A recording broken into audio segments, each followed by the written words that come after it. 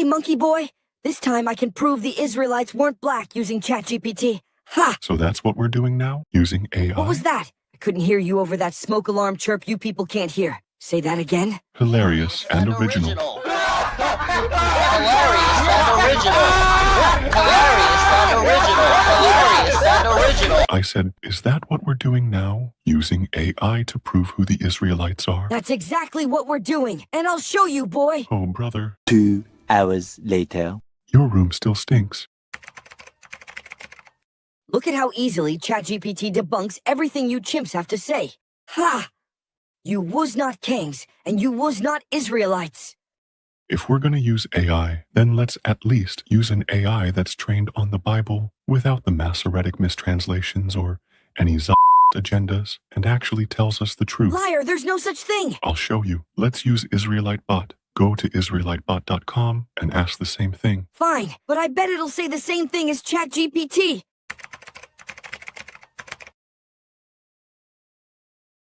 No! No! You see? I told you. No! And it shows biblical proof. No! This is preposterous. I hate this website. It's all wrong. Stop crying. Your website sucks.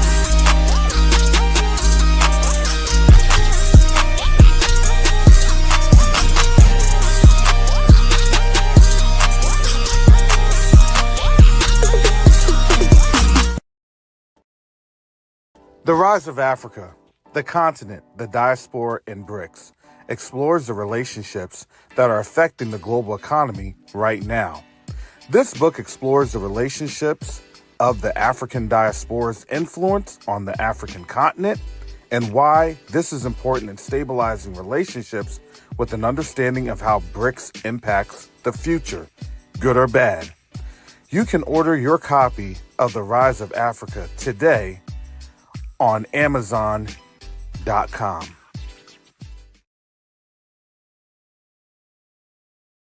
Neo-diplomacy is the new currency.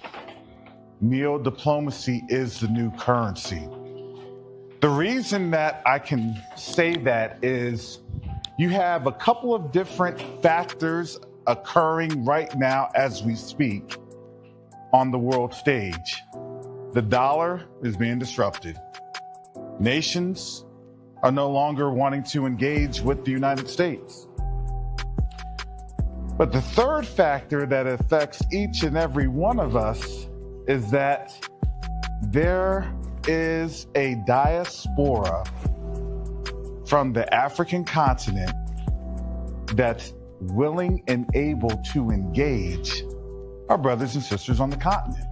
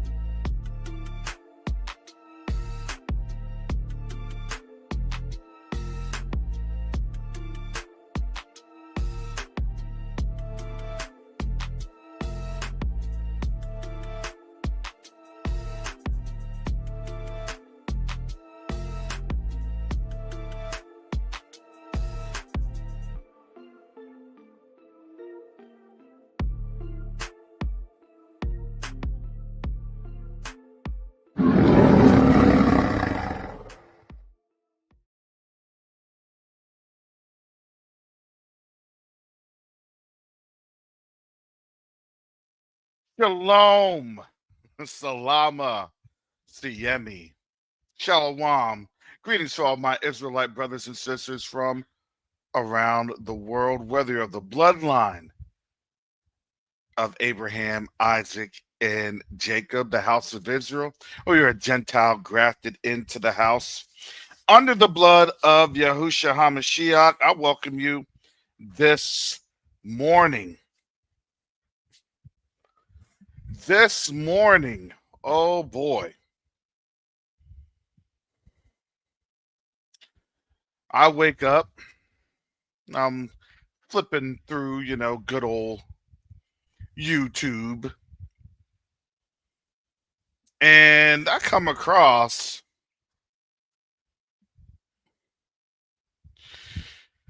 an earthquake happening in Russia. Or I guess the earthquake did already happen in Russia.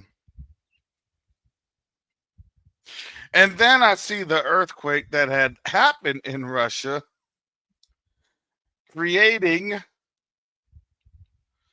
a tsunami and tsunami warnings.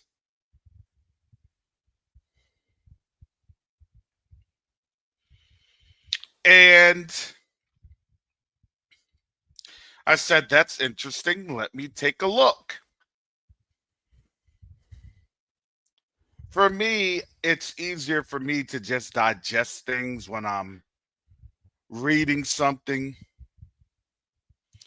because then you're at the pace of, the narration of who's saying this. No. I'm sorry. I'm a reader. I'm a skimmer. And let me see what's happening so I can digest this and get on to the next information, the next article, the next. That's how I am. I'm sorry. I am a compiler. This is from the Daily Mail. I just put that in there. Oh, if I can actually get this adjusted. Sorry, this. Okay,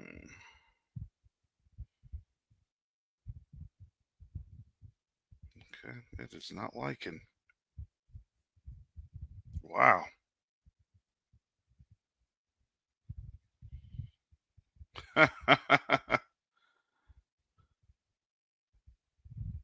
It is not liking what I'm trying to show. I guess it doesn't. All right, guess not the Daily Mail.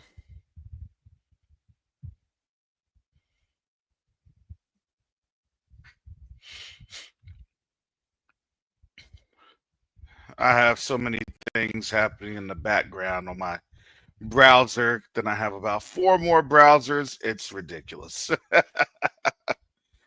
I am a Google Chrome junkie. I have literally about 50 browsers all up. All at once, at all times. I can tab.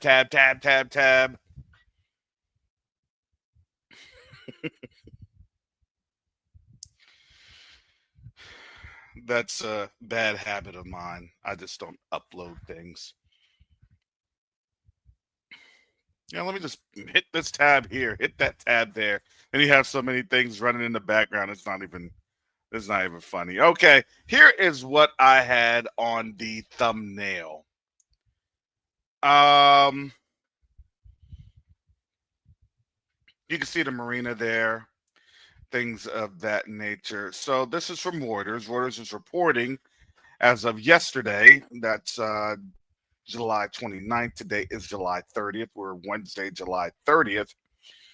Tsunami waves reach Hawaii after huge quake rattles Russia's Far East. They're going to show you videos after the commercials, so I don't really care about that. I like to read. Let me read what it says, and then I'm showing you what I'm reading, so you see what I'm reading, and we're reading.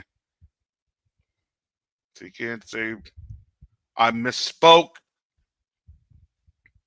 I put my own little spin on it.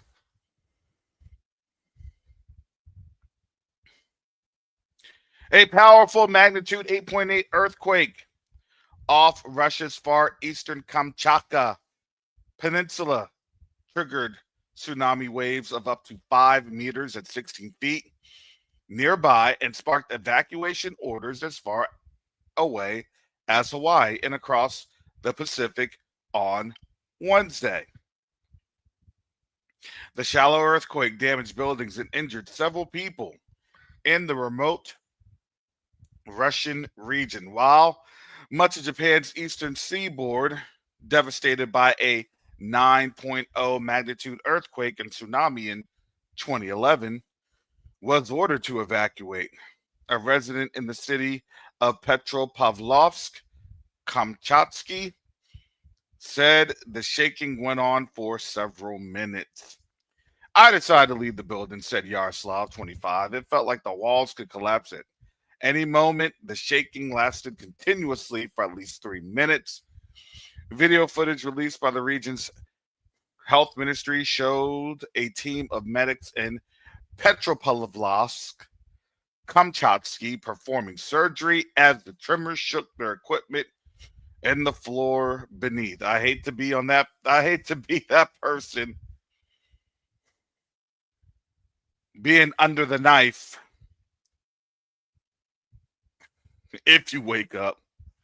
Did you know that we had to perform surgery while we were in an earthquake? But it's okay. Some of our utensils and sutures and gauze, it's just still inside of you. Don't worry about it. Oh boy. Tsunami waves struck parts of Kamchatka, partially flooding the port and a fish processing plant in the town of Severodvinsk, and sweeping vessels from their moorings. Regional officials in Russia and Russia's emergency ministry said verified drone footage showed the town's entire shoreline was submerged, with taller buildings and some storage facilities surrounded by water, which was seen pouring back into the sea. Today's earthquake was serious and the strongest in decades of tremors. Kamchatka Governor Vladimir Solodov said in a video posted on the Telegram messaging app. Russian scientists said it was the most powerful to hit the region since 1952, and Hawaii waves of up to 1.7 meters impacted the island before the Tsunami Warning Center reduced its warning level for the state around 8:50 GMT. Say no major tsunami was expected. And you know what? I really didn't think so. I would expect if something were to hit like that, that thing had to be at least like a 10 or 11, which is like massive, splitting the land masses and regions, tearing literally shells and everything apart. Could that happen? Yes, it could. It's very rare. Just in my opinion, it's very rare. So when they say, oh, it's this and that, I'm going to tell you, anything that hits over in Russia, Japan, China, you name it. Will you feel an effect? Yeah, maybe 1 to 2 feet. Maybe.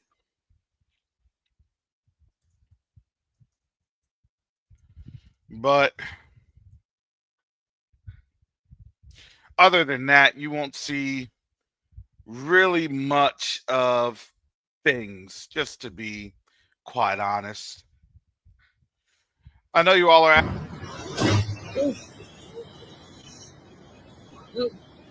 Let me start this on over.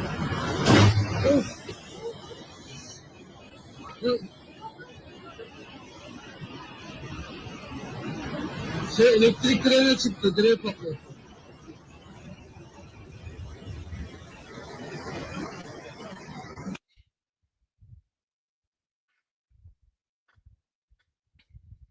You see that water's pouring over.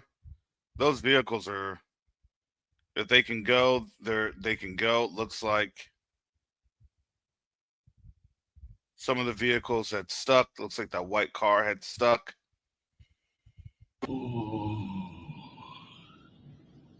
Yeah, that thing is coming through. Flooding. Все. Первый этаж. До свидания. Жесть. Просто.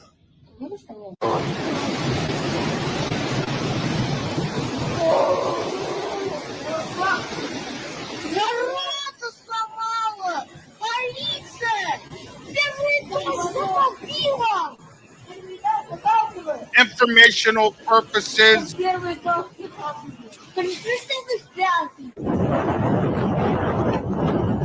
Yeah, those waves are coming.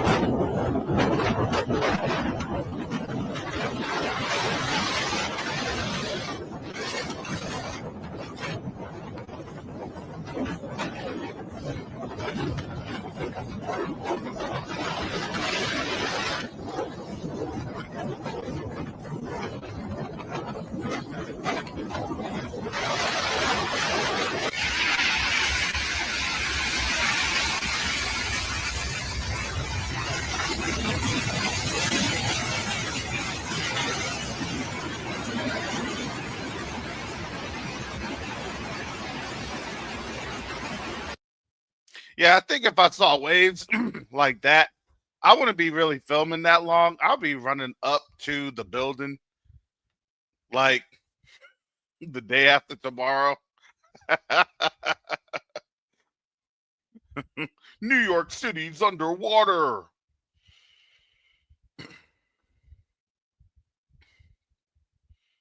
Yes, yeah, they have to have the announcement tsunami. That is an insurance and disaster. That's an emergency response. Because if anybody did not heed the warning or you didn't get the warning and something even worse were to have happened, then the state and government would be responsible. They'd have to be paying out charges, or excuse me, paying out damages. Loss of life, right? Fair understanding of what your life is worth at the time you were doing things in your life. Are you valuable enough for their actuarial, understanding of risk management?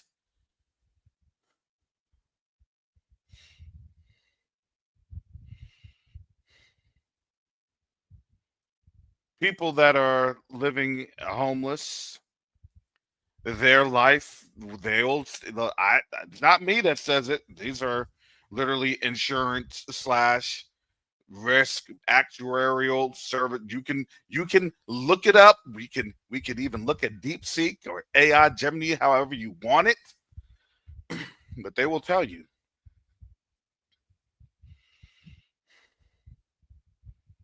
how much a person's life is worth.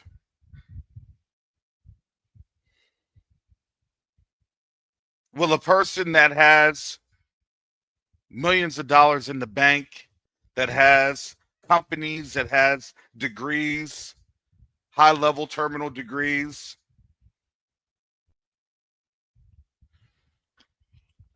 whose net assets are worth millions of dollars, what would that be compared to someone that's in a low part of their life? In a life where the Most High is challenging that person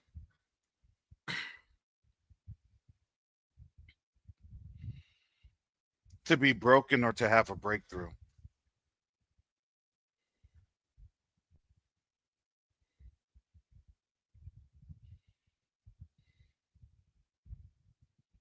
Well, the world will evaluate and say that that person that is broken, well, they're not worth much. And they'll give you some nice little figures, and they'll give you some nice actuarial sciences. Come on now. I know folks are in here that have done insurance, life insurance, things of that nature. Yeah, you need about a $3 million policy. You've been doing this, this, and this, and your family will be set for life based off of the current conditions.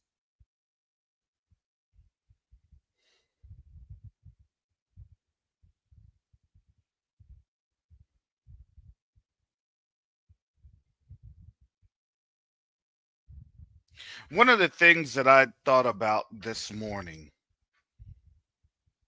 especially as I'm looking at this. Number one,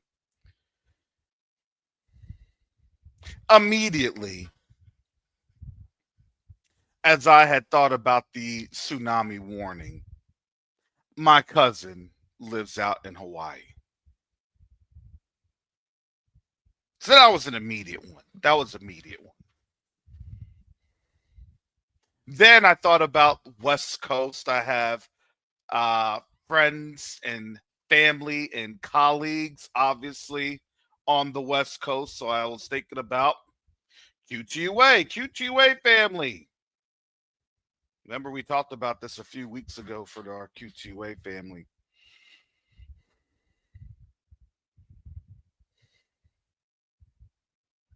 See how quick this disaster struck?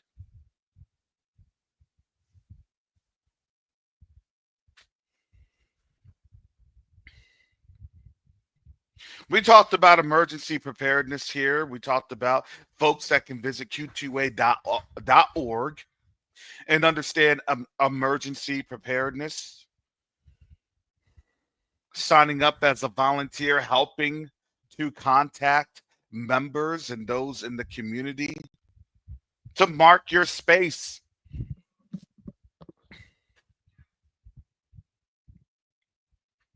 And I know that these are challenges here.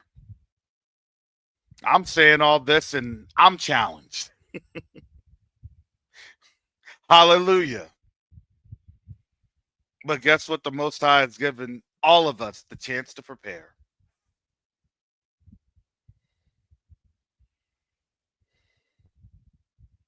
You know, that is why I ask folks to support Q2A. That is why I say, hey, we're doing what needs to be done, what the Most High is putting on us and allowing us to do. We're not going to be able to do everything all at once. That's not it. You know, even for the 40 years, what ended up happening? The Most High did not have people just charge in right at once. Because why? Because he had to build up a generation. He literally did it. He said it. I had to build you up in the wilderness. You all were not ready. It took time. It took decades. We're being built up as a people, as a nation again, from the very nascent incipient, basically right down to the dirt. We're at the dirt. We're at the dirt because literally we're groveling in the dirt. We're groveling in the dirt because that's where our spiritual man is, for lack of better terms. Because if we can't truly understand and appreciate the times that we're living in, that the Most High has said, well, what did he say? So you all can see this. Oh, it's the New Testament. For all those folks out there that want to be Hebrews and want to be under a different form of oppression. All right. Coming in here, this is Matthew chapter 24 of New or King James Version. And Yahusha went out and departed from the temple, and his disciples came to him for to shew him the buildings of the temple. And Yahusha said unto them, see ye not all these things? Verily I say unto you, there shall not be left here one stone upon another that shall not be thrown down. Does things have to be thrown down by human hands, or can the Most High throw things down? Oh, you better believe the Most High can and will throw things down. He could use people, and he can use nature. All these are tools of his. Don't mimic them. Do not limit the Most High. All these are tools of his. Let me put this on back here. No, this is not anime.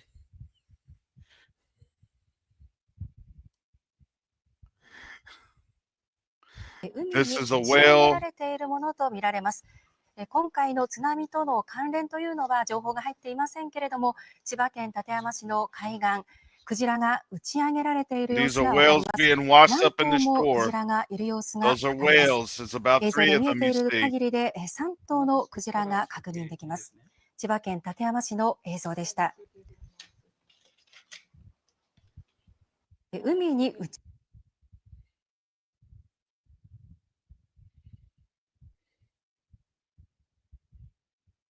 I'm gonna tie some things into this.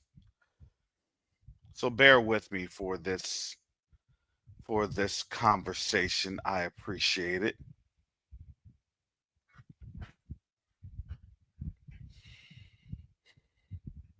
Bear with me on this, because I know there tends to be a lot.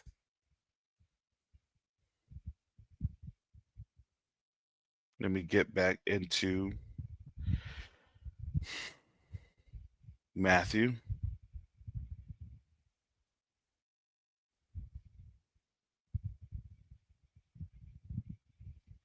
Give me a second. I'm trying to get this done here.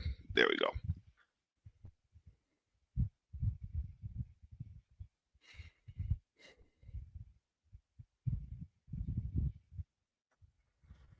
Matthew 24:2 continued, that shall not be thrown down.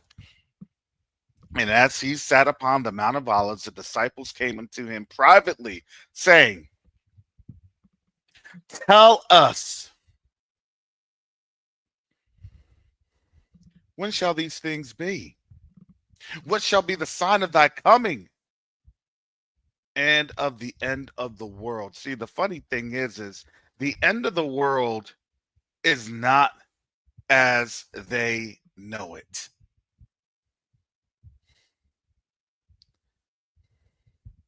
I want to be clear on that. The end of the world is not as they know it. See, the end of the world is actually an end of the age for them, because the age is the age that the Most High had given them to go after and conquer and sift and destroy Yasharel. That's what they had been given. They had been given the power to sift, the power to destroy, the power to subdue and to bring us into captivity, to be fishers, to draw us out. So when we went through our captivity, which was our judgment, at the end of this judgment, there will be signs of when we're coming out of judgment, when we're coming out of captivity. Because how we're coming out of captivity is going to be even more incredible of how we even got into captivity. Man made a declaration of our captivity. Through what? Through the dragon.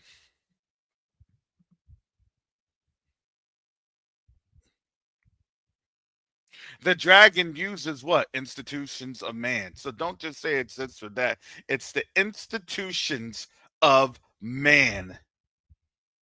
The dragon has what? Different pieces and different players of its principalities. But the principalities don't really play fair with one another. But they submit because they know their time is short, so better to cooperate. This cooperation for millennia has been in the works, but The reason why it wasn't as successful at the very beginning is because, understand, we still had some power. Understand, we still had some authority. Understand, we knew who we were and we were exercising that power and that authority, and that was very harmful and damaging for those that wanted to take away our power and our authority, so then they can be the quote unquote replacements.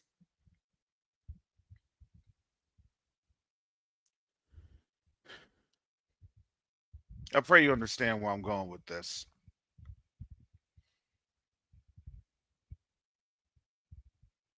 Over the course of centuries, of generations, our power had become diluted because the more that we had been taken away from the land, our source of power, the smaller our voice would be, because that would be our faith. The greater they had been empowered, because why? Because they knew how to generationally weaken us and weaken us and weaken us. We had become weakened. Y'all don't understand. This was the curse of Balaam. But they did it over the stretch in the course of time. Because the only ones that could subdue Yasharel was Yasharel themselves. The only one that could go through and take Yasharel captive so then they could be sold off was Yasharel. And then when that family fell and fell hard, then they were easily able to have infighting, to have internal issues that is clear up to what you have seen today in these recent years. You know when that stopped? It literally stopped and began to stop in 2020.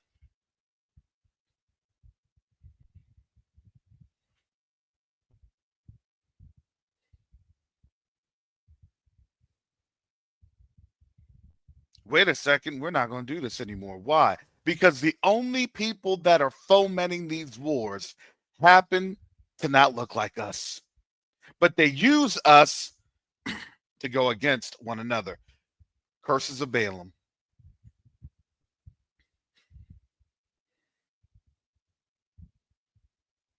Understand what is happening, especially at this time when they've clearly lost their power. I can't really go after you all. I want to. Matter of fact, I'm going to go after you all, but it's not going to be me, because somehow I have to use you all to go after yourselves and then have you all self-report and self-deport yourselves. I didn't do anything wrong. You all did it to yourselves.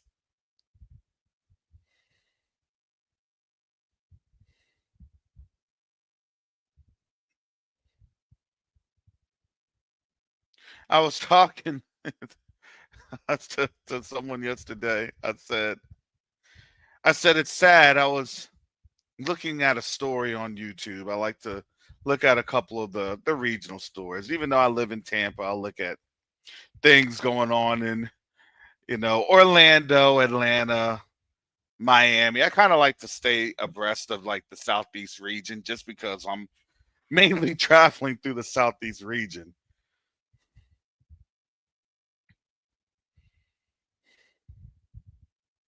And on one of the, local news stations, they had their little YouTube channel, and that happened to be here in the Tampa Bay area. So Tampa Bay is Tampa. And on the other side of the water where I'm at is St. Pete, Clearwater. It's all the Tampa Bay area. And there was a story of a person calling 911. Over 16,000 times. They called 911 just this year, over 3,000 times.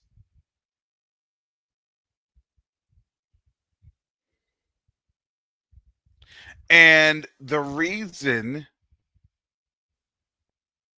was that, obviously,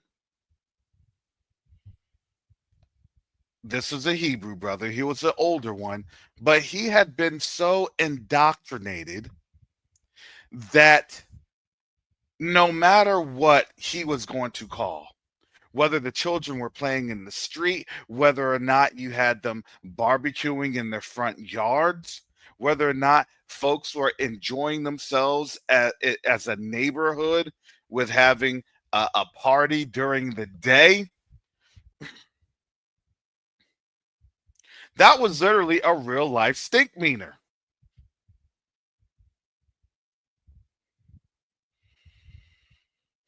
But why is that?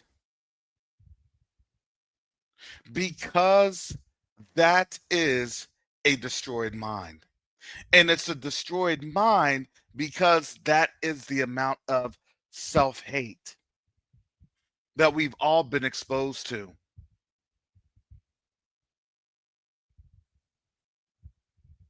And this generation, and I hate to pick on generations,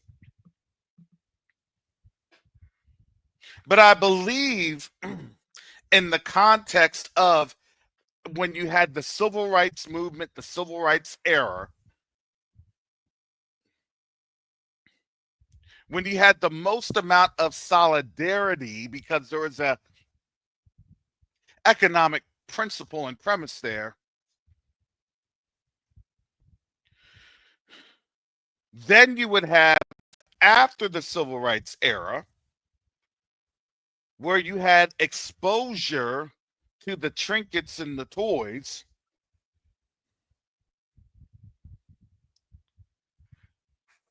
you then had the least amount of solidarity and love and understanding. Because why? Because that's the era where everybody had become, what do they say, quote unquote, post-racial, a term that they doctored up. Post-racial, huh? No, it was called, and as I explained yesterday, they were just simply hiding. They had been the chameleons.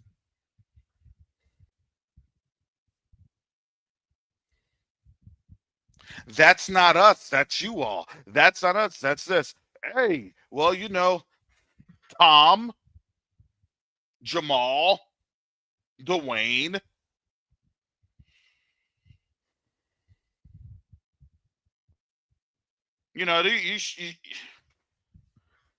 If I were you, I'm just saying, that noise, bad things, troubling things, right? You heard the indoctrinal anecdotes of white supremacy in your workplaces, in your workstations. Don't you know what I'm saying? Don't you get what I'm saying? You know what? I think I do. I believe you're right. And what are you going to do? You're going to internalize it because why? Because you're not going to disagree. Because if you disagree, then you have a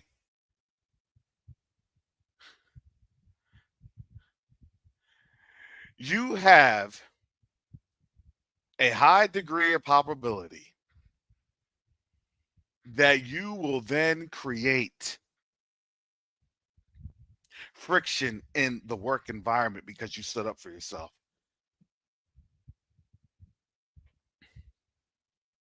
Wait, I like these trinkets. I like these toys of Babylon. I think, yeah, I can see what you're saying. I understand what you're saying. You know, I get what you're saying. Yeah, I know what you're saying. I believe what you're saying is correct. And you had a couple generations that had that.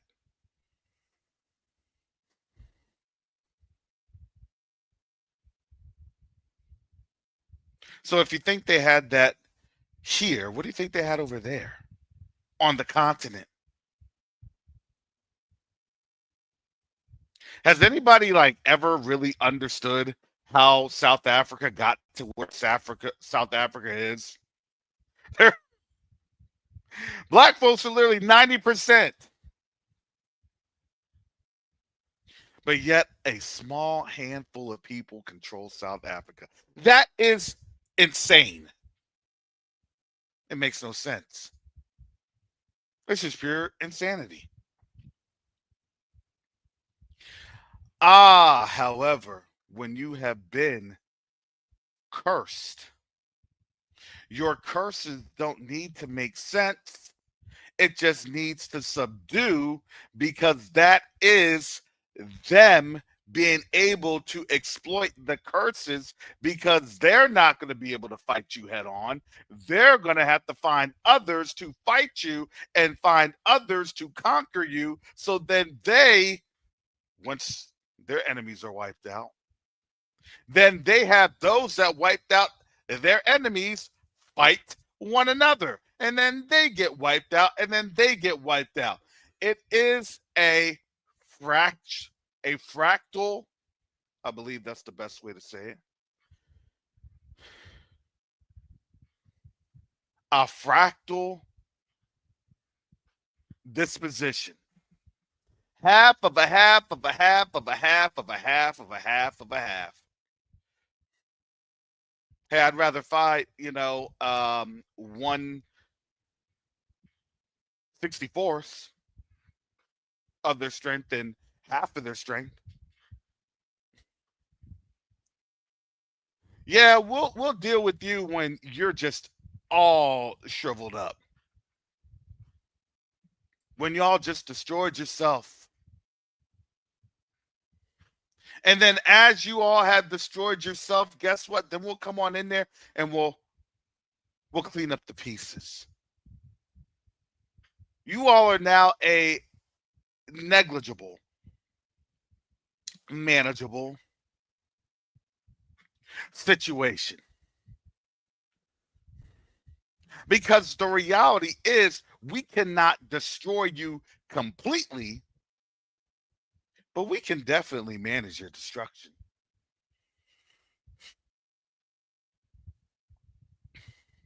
I want to deal with you when you have been manageably destroyed.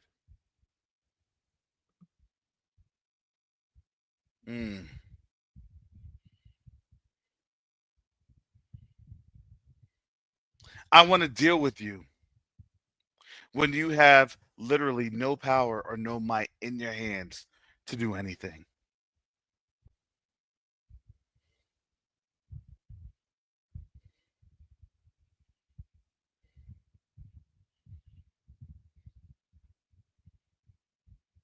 This is what has happened over the course of time. It's not going to just, bam, spring, wow, we're here. Everything's over a course of time. Now, are the times getting short? Yeah, absolutely they are. But how is that the times getting short? We've been at this now, for most of us, since 2016, 17, 18. Sounding what? I know I've sounded crazy. I know I sounded crazy to my family. It's going to get worse. It's going to get worse. It's going to get worse.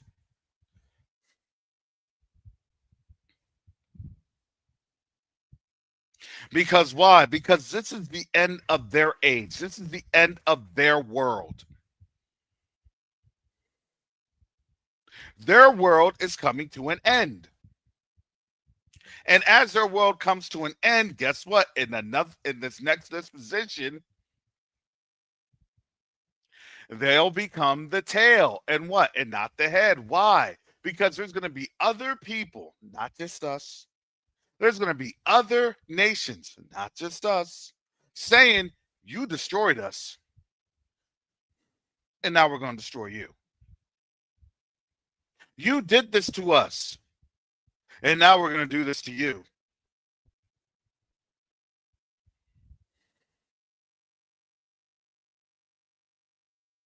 Africa. Do we have permission? What does Joel chapter 3 say?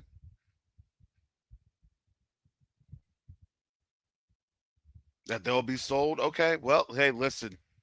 You can do whatever you want to them. But we get first dibs on the loot. I mean, that's just how that goes.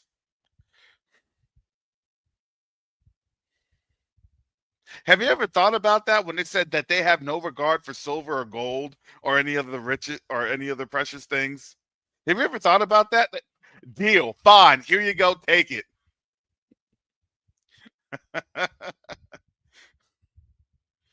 When you read Jeremiah 50 and 51, when it said these nations have, when you read 2nd Esdras, chapter 15,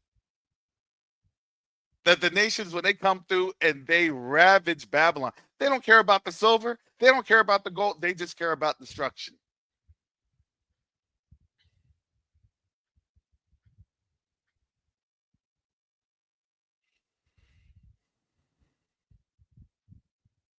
Fine by me.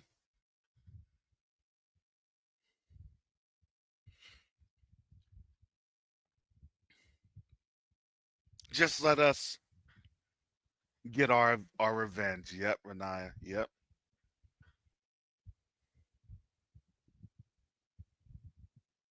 And all we're going to be saying is, vengeance is Yahuwah, and he shall repay.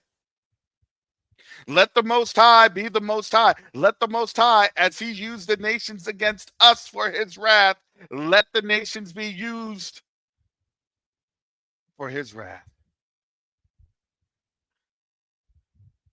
That is not my fight.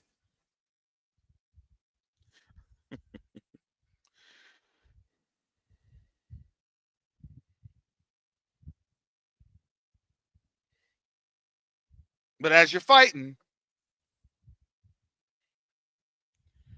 run that gold and that silver and them diamonds and them stones and everything else of value. Run them things. Run that bag.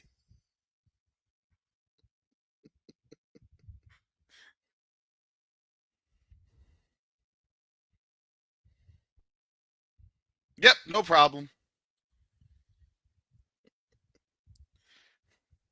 Do what you want. Just run that bag. Yep, we got you.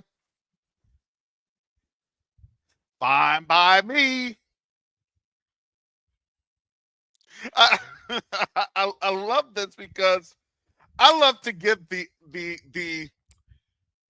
physical understanding, right? The pragmatic understanding of scriptural context, because we have a lot of our people that just become so woo, whirly-durlies and all sorts of overly spiritually complicated, and it's like, it's not even all that complicated. Y'all are seeing what's happening. It's not that complicated.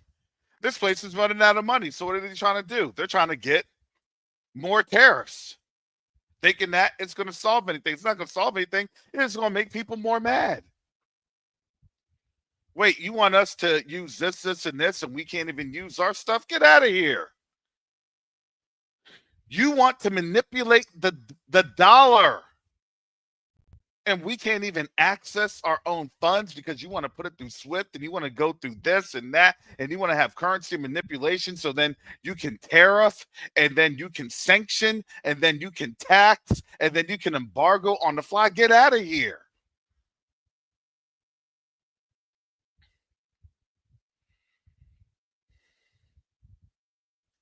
Nah, what we're going to do, and I don't know if you all caught this or realize this, because this is what Europe is doing. If you hadn't caught this, because they'll give you that little bit of a little footnote.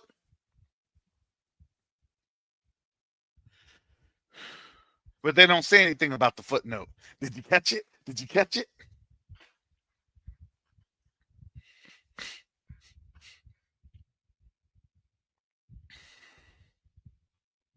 "2025, the age of reparations, the African Union, the age of reparations, the year of reparations." And guess what? There are some, catch this, there are some European countries that are what? That are discussing the possibilities of reparations. What? There are somewhat European countries discussing the possibility of reparations. Who are those European countries? They did not say. Why did they not say that? Because they don't want people to know. Why is that? Because everything that's being done and planned is in the background. Just like I said, they're already doing this. They're already working on reparations. They already know the mechanics. I told you this last year. I had this discussion last year. Now this year, they're bringing it on up. Why are they bringing it on up? Because they lost control of the narrative here in the West. Agents come forth. "Oh, we don't need no reparation from him, Mike. African Union, they just want to steal our stuff." Get out of here. Who said that? Well, there were some Caucasians in the meeting, and they gave us the script. And as they gave us the script, they gave us some money. Okay, they gave us some dollars, and they just said read this and say that, and they promised more money, and I'm juxtaposing the situation.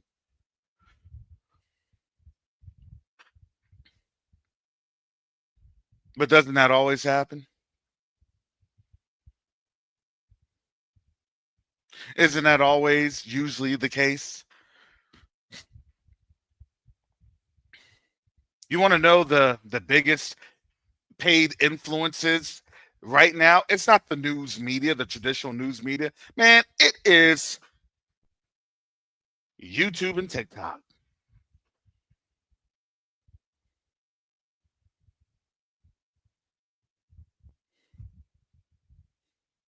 I'll give you $2,500. $2,500. Oh my goodness, brother Pete. Okay, so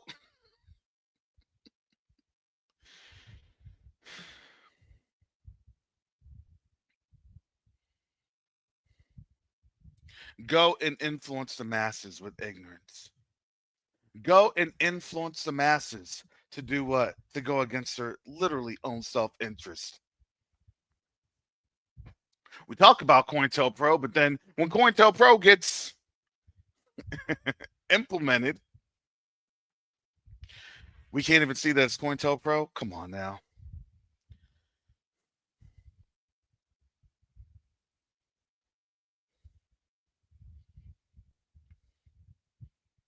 Oh, our eyes are wide open. That's never going to happen again. Same ones that say it's never going to happen again. They're the ones that's doing it because they know the deal.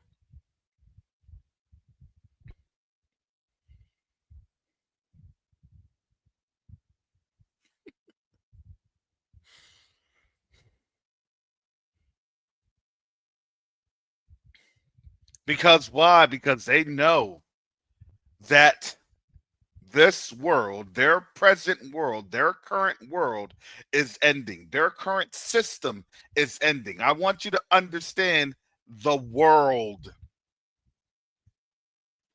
besides the earth. This ground is not going to be destroyed. The earth is not going to be blown into a million pieces and just left into the speck of the supernova cataclysm, voidness, and blah, blah, blah nonsense. Nope. Because why? The Most High had already said he's never going to destroy the earth like that. He'll destroy the world. What's the world? The systems. That's what? On the earth. A lot of people will be what? Deleted.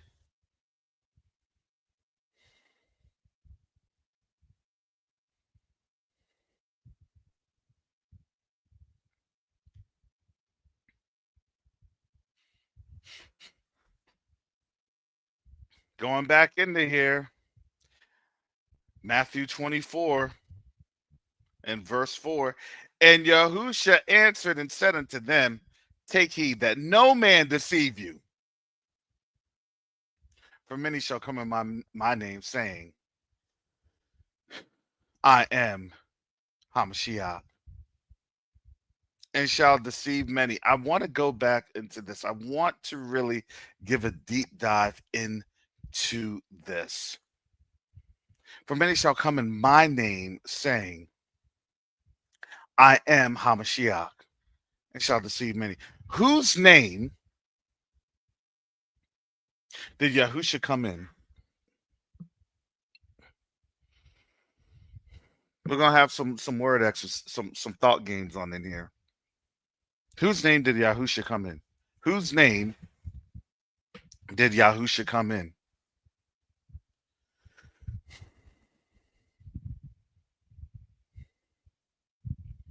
I know this is deep. Get yourself some coffee. Get your shots of espresso. His father's, thank you, Ivan. His father's name. Who is his father? Yahuwah. Who has Yahuwah represented? Given his covenant to, given his authority to? A people. Who was that people? Yasharel.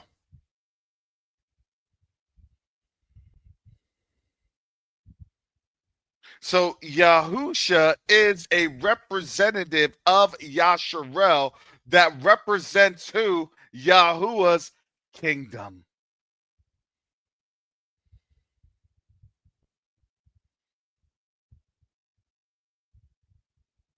So now you have a people that are claiming to be a people that is not a representative of Yahuwah.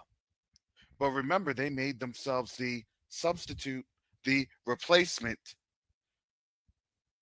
And now they have deceived many because why? Because they're the ones that said, I am Yahusha and I am Israel that replaces the natural order.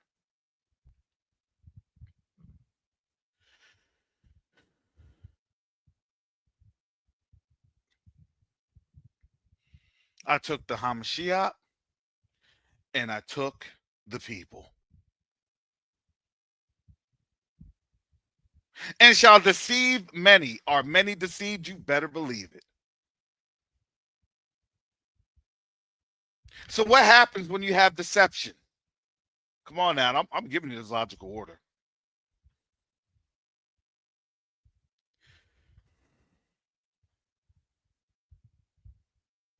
Hallelujah. What happens when you have deception?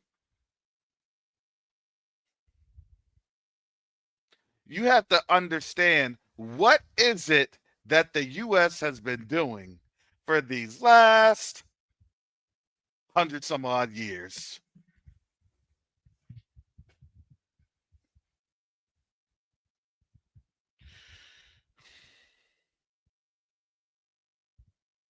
Yes, it's not just confusion, but confusion brings what?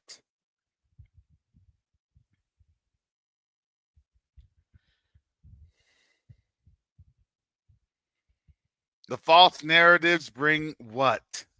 Because people are going to see the false narratives. People are going to call out the confusion. So what do you have to do to subdue those that are calling out and are questioning? Well, simple. You have to destroy. Remember, they've been given the power to do what? To destroy gloriously. Why is it gloriously? Because they say, I have a heavenly mandate to destroy. I have a heavenly mandate to conquer. I have a heavenly mandate to be the hammer of the whole world.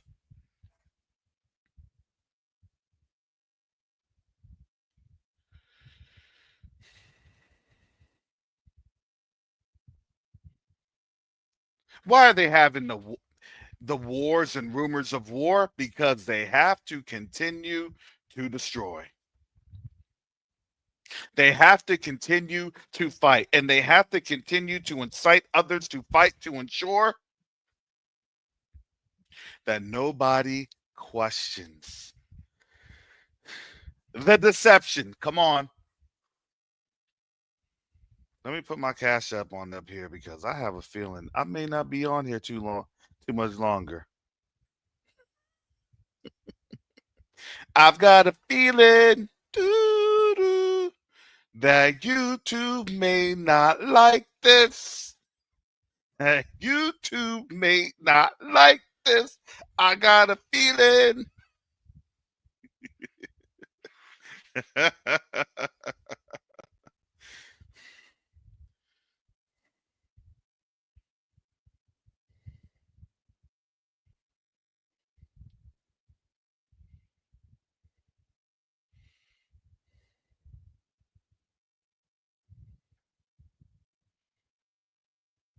If the world did not understand the game, because the game, when they say, well, this system is rigged, yeah, you better believe the system's rigged. You just finding it out.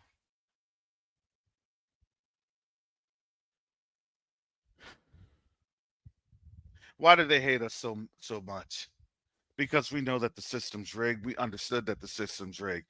And here's the reality. We destroy the system with our voice.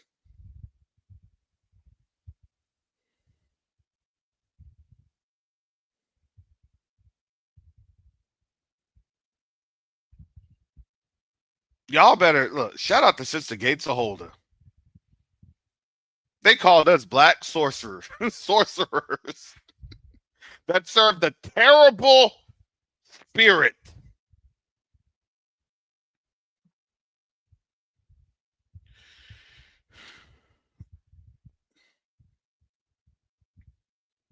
You better understand history. That's why I tell you, you better understand history.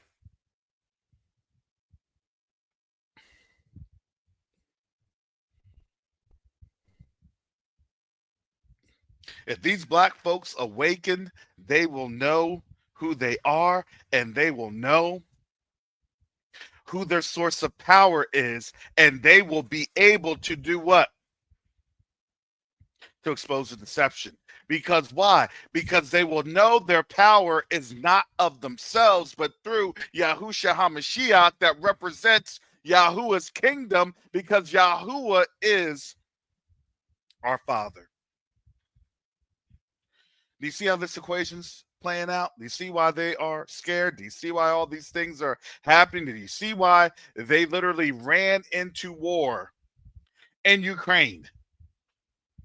Did that ever, I don't know, kind of concern people of, dang, why did Biden rush that quick into Ukraine to fight? It made no sense. It did. It made all the sense in the world.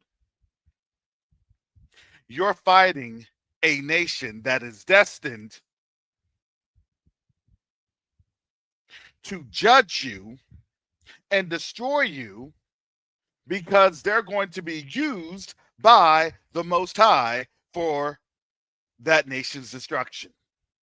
So, in my thinking and carnality as a deceiver, I'm going to go after that nation. I'm going to try to kick them while they're down because they don't really know who they are just yet. And I'm not going to put my hands in it. I'll have another nation fight on my behalf. I'll give them arms. I'll give them weapons. Not me. Wasn't me.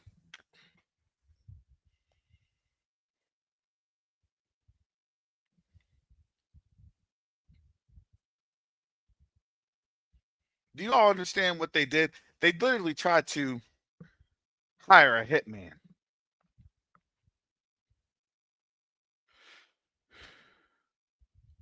Okay, I trained you on this. I gave you all that. I had you come in and get trained on our American systems. I got you taken care of. You have all the tactics and techniques and procedures.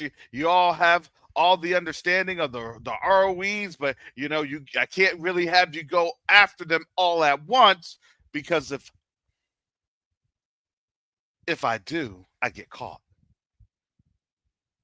And if I get caught cheating, guess what? The Most High will judge, and the Most High will judge, and there'll be all sorts of things that happen. So I have to go within this particular time, this particular circumstance.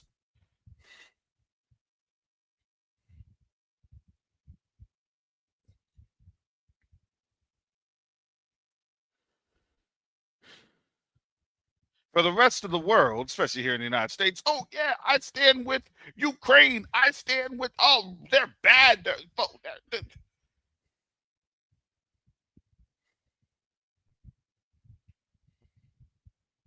I looked at that and I just laughed. I said, they're really trying to save themselves from judgment. They're really trying every trick in the book that they think that they can to try to outplay and outwit the Most High. The judgment's already here. We had already awakened. We had already started to call on out. Do you think that in 2022 they started to understand what was getting ready to go on in Africa? Oh, they absolutely did.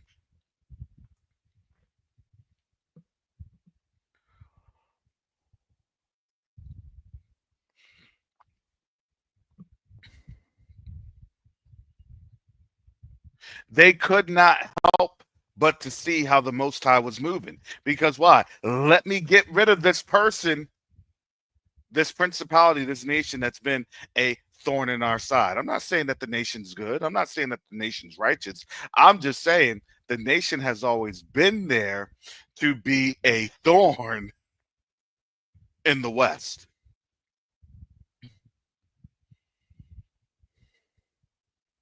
Why do you act like this? Why can't we just loot Africa together? Why do you have to have some sort of a righteous or moral disposition? Why? Because I know who you are. I know who you are. We're of the same ilk. We're of the same kindred. But I know how terrible you are. I know how awful you are. I know how you all get down. Because we suffered.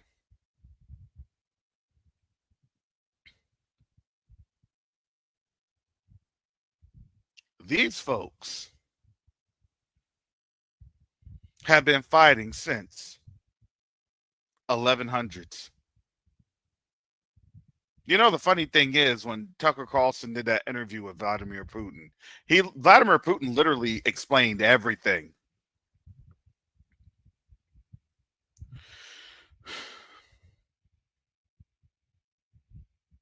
The only thing that Vladimir did not provide in his explanation would have been biblical context.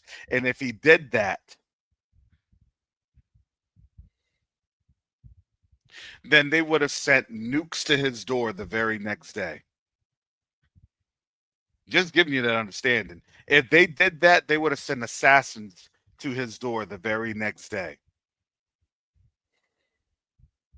Hey, we're all under this dragon. You better not go that far.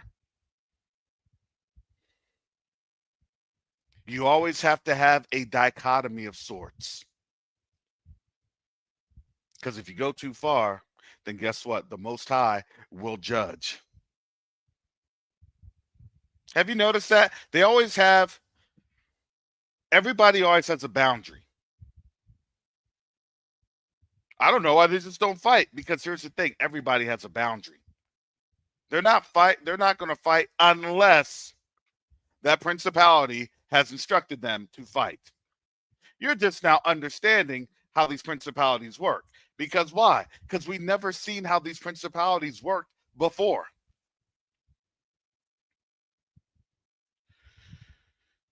You've never seen how the world works before. Because why? In order for the world to work, in order for this deception to work, everybody has to be in on a deception. Someone's going to be a good guy, somebody's going to be a bad guy.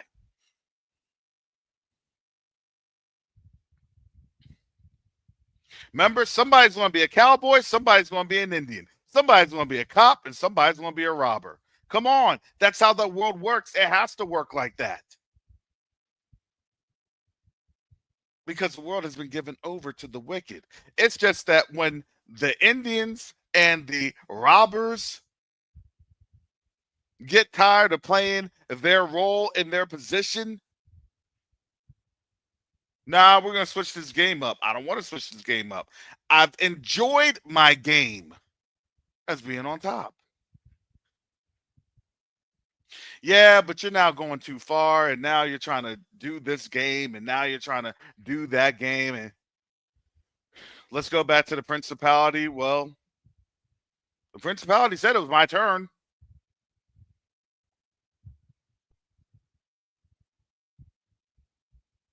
Because why? Because those kings, those nations will only have power for what? An hour, right? We're just breaking down scripture.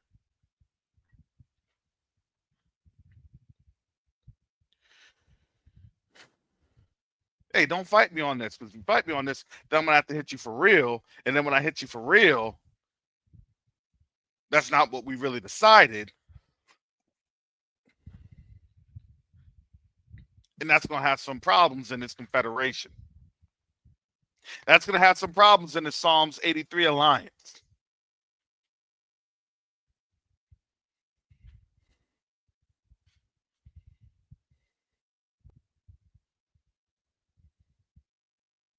Now they're having problems. Because why? Because our voices are on out there. You're supposed to keep these Negroes subdued. Why? And now they're causing a problem on the continent. Why?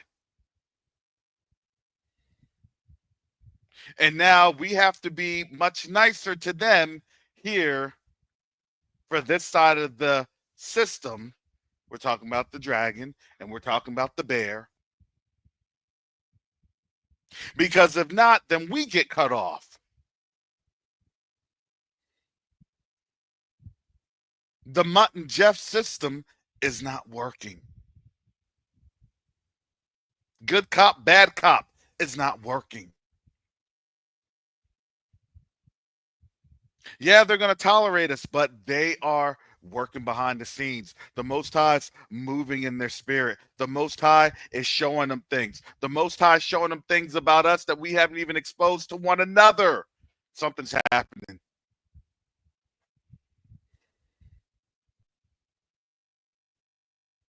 They've broken containment. They don't care about help from us. They want help from their brothers and sisters. They're wanting justice for their brothers and sisters stolen and have been enslaved because of what we did.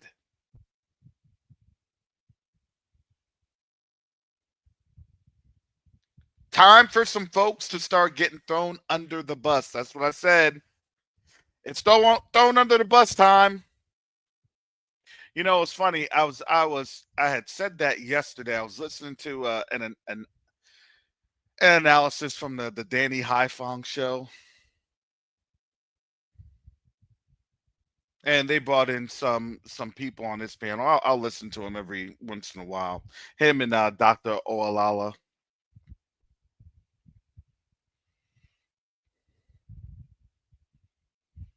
They get it, but it's kind of, the tweaking is just a little. If you don't understand it from the spiritual concept, you're still like shooting in the dark. But because things are coming to the end of this, now they're getting a clearer picture. We've already had the picture years ago. That's why they pull us down on the algorithms. That's why they don't want to hype anything up here over in this YouTube, verse. Been there, done that. We've already planned, we've already prepared, we've already had a context. We're already doing our thing. Y'all are late to the party.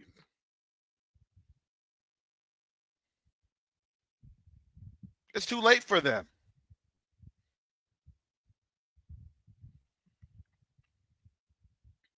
Wait, you already figured this out years ago? Yes, we did. You already started to do your thing? Yes, we did. Because why? Because the Most High was giving us the direction and understanding of how to move, where to move, when to move. Sorry it wasn't broadcasted on YouTube for three-letter agencies to infiltrate. They may have infiltrated, but guess what? The Most High moved them out the way. Because why? Because this is a Most High thing, not a man thing. Not a flesh thing, not a vanity thing. It's a Most High thing. Where meekness and humility reign supreme. And guess what that does?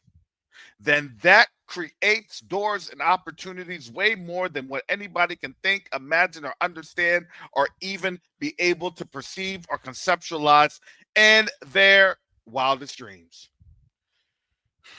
Why do you say it so confidently like that, Brother Karras? Because I've seen it firsthand. When you see that and you witness this thing firsthand, your mouth just, oh, wow. Wow. That's how the Most High moves. Hallelujah. Father, I'm not worthy of this. You're so awesome. I can't understand this, but I see you doing it. Thank you, Father. Hallelujah.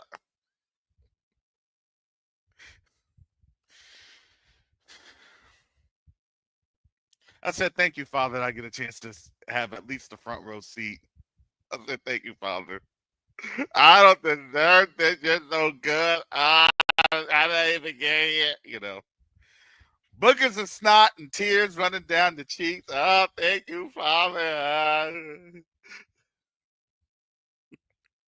Hallelujah. Words coming to pass. I can't believe this.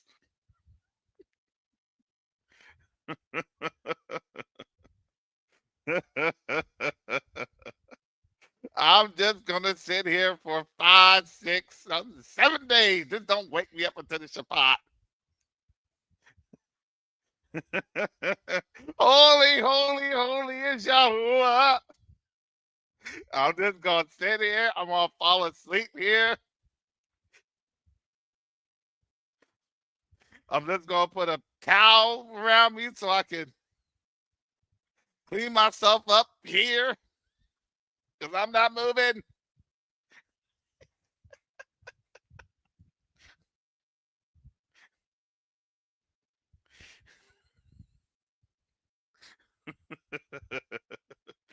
When you do that, just make sure that you're out there in the yard next to the hose.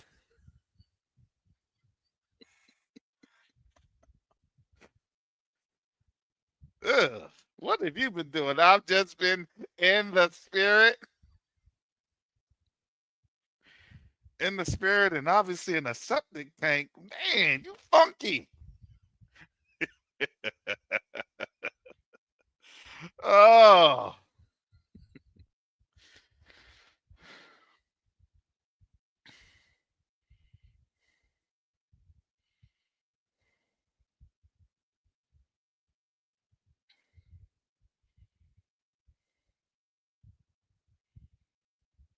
But this deception that we see has now created chaos around the world.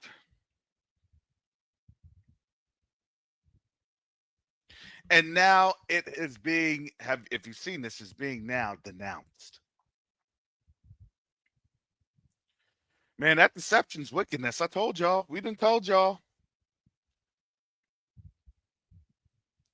You're going to live on that lie for so long, that lie will not serve you.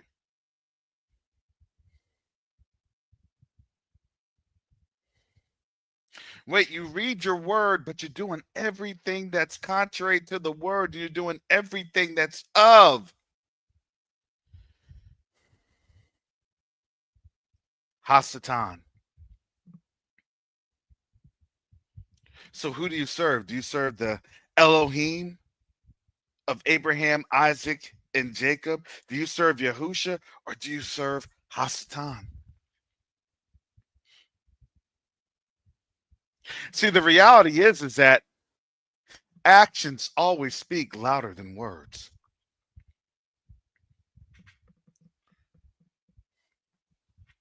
They were able to deceive quite greatly.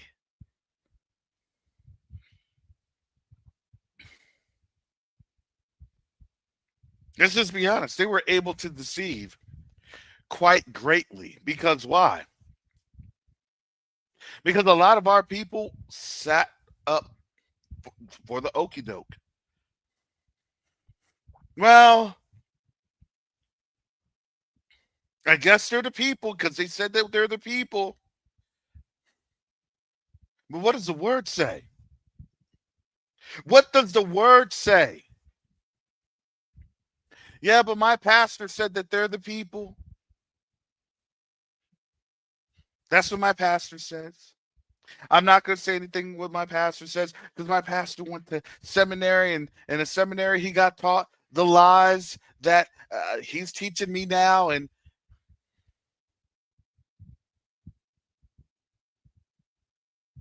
see, when you see wickedness and you don't do anything, you're going to be judged.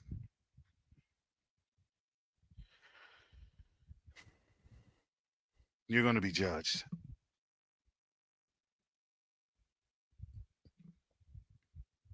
And then when you are judged, you know how awesome the Most High is? He is so slow to anger. It's not even funny.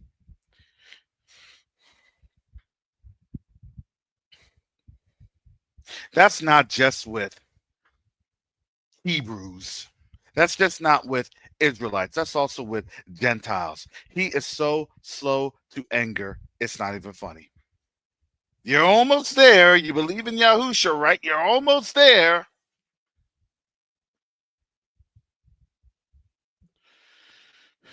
I need you to make the connection. I need to get out of your flesh. Get out of your own understanding. Pray for the truth to be revealed. And pray that your mind, your body, your spirit can be in agreement with the truth. This truth is uneasy, or it's unsettling. Imagine, our people have been indoctrinated with this for years.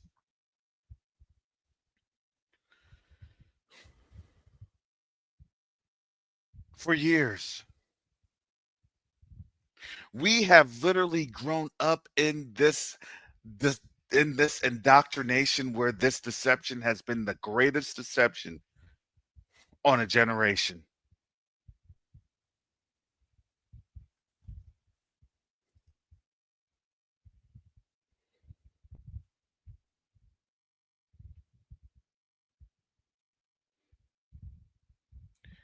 And we've been saying this. Look, you are going to fall in your folly. Because why? How long are you going to deceive? How long are you going to do wicked? We said this since 2020. I think we said that, during the COVID time. Nah, their world is falling apart.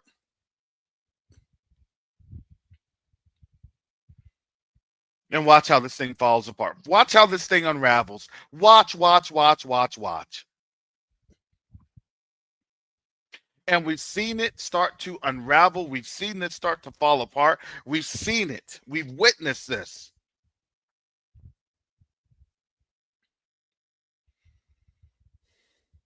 And you know the best thing about all this? We didn't have to lift not one finger. This isn't our fight. All the Most High said is, speak. Speak. Let the nations understand. Speak. Witness to the nations. Speak. Because see, when you have your voice, and your voice is what the Most High has given you, especially as Judah, our voice is literally a lion's whelp. Do you understand how much that impacts them? You understand it impacts them so much that they literally have to make up terms like black fatigue. Why? Because they're getting convicted in front of their very own eyes. Hey, Matt, you may want to get convicted by us than be convicted by the whole world, because once the whole world convicts you, once the whole world sees that you have dehumanized people and that you then become dehuman,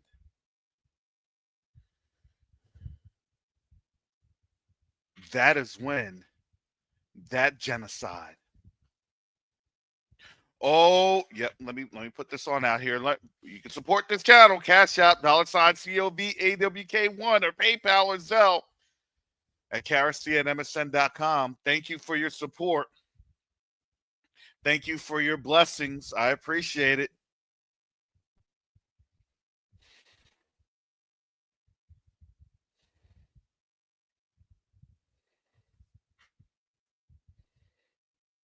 Because again, these words, these are harsh words. These are earthquakes and tsunamis that aren't just physical, but they're spiritual. It's a breaking in the spirit realm. It's a breaking in a principality. They move different. They fight different. Way before anything goes down, they're fighting in the spiritual. You're just now seeing these fights. Why? Because they're fighting over their stuff. Then after they fight over their stuff, guess what they start to fight over?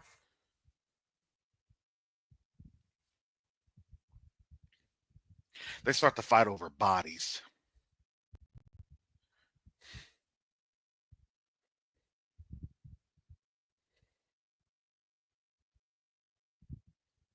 This was not a fair fight.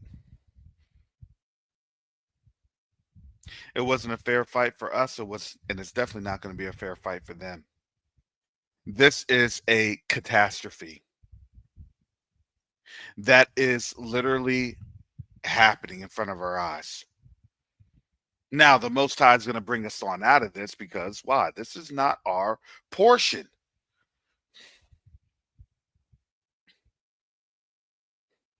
They're going through that judgment. But it doesn't mean that we don't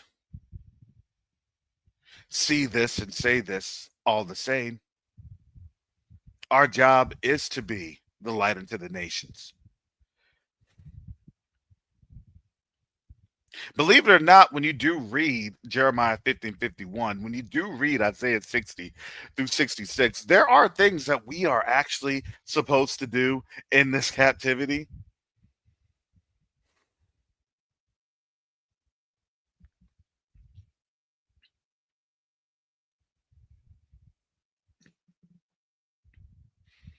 See, in this deception and how they strongly, literally deceived themselves, they really did believe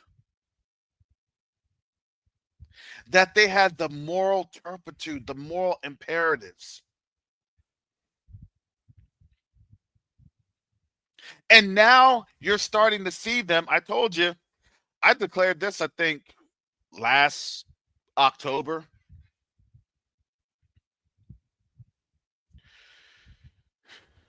We're now in the time of the Gentile awakening.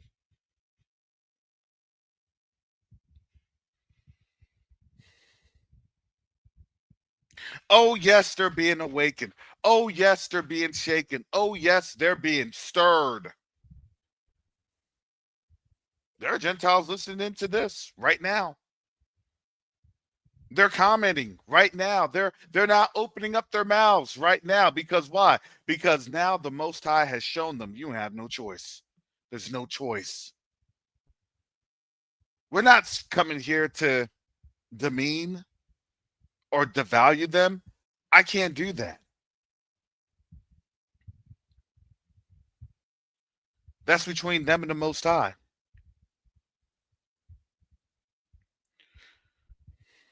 The Most High has commanded me to be a light unto the nations.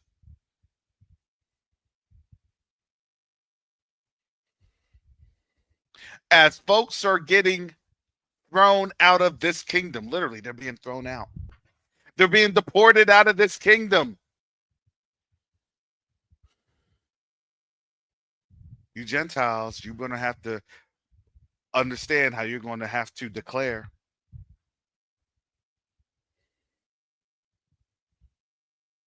How will you declare? Are you going to declare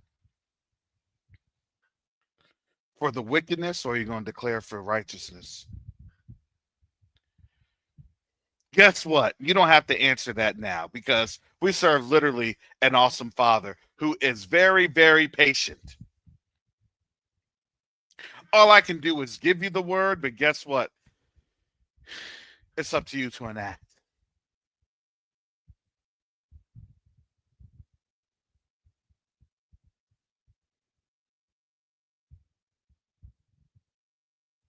But I'm going to tell you this, you will have to make a declaration.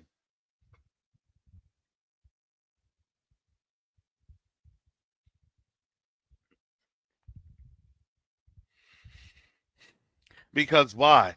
Because now these days are getting closer. I don't know if we have days. I don't know if we have weeks, months, years. I don't know.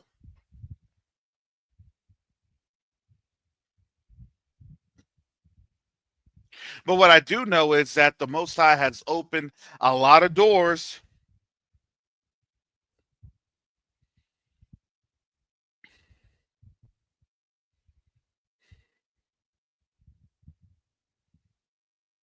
And as these doors are being opened, these doors that are open, no one can shut.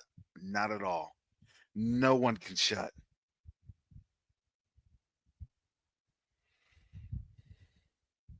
And you want to know what? They're mad that these doors are opening. Because why? Because their deception is not working.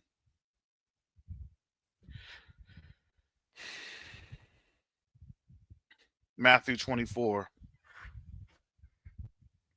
and 6.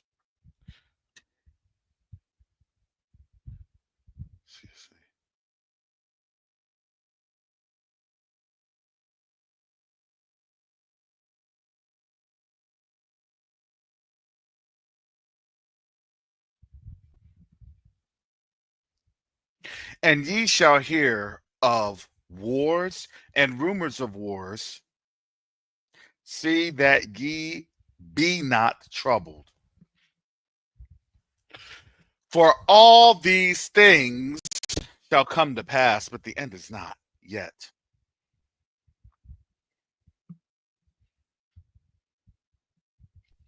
For nations shall rise against nation, and kingdom against kingdom, and there shall be famines, and pestilences, and earthquakes in diverse places.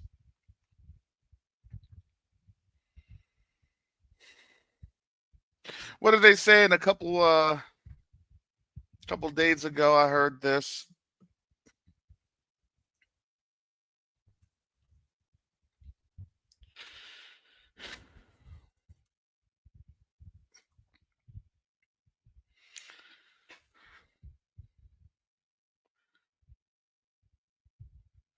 They're trying to say that that bananas potentially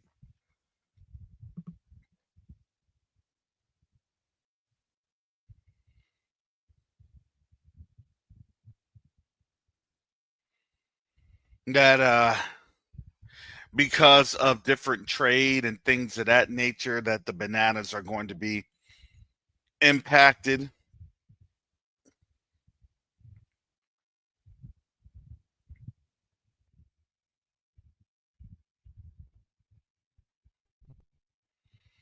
What's going on? What is happening?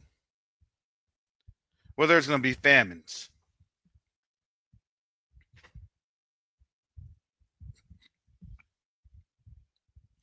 Why? What's triggering the famines?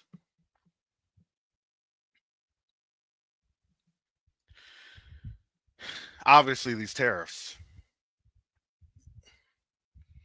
Why are the tariffs going to trigger the famines? Because obviously they can't pay for these goods and these commodities anymore. Nation rides against nation and kingdom against kingdom. See, people think that the nations rising against nations is just warfare. War, war, war.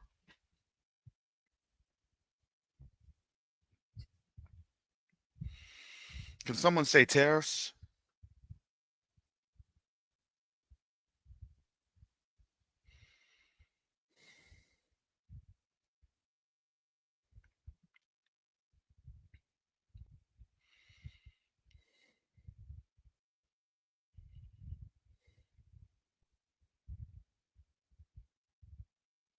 We are a nation that is not desired.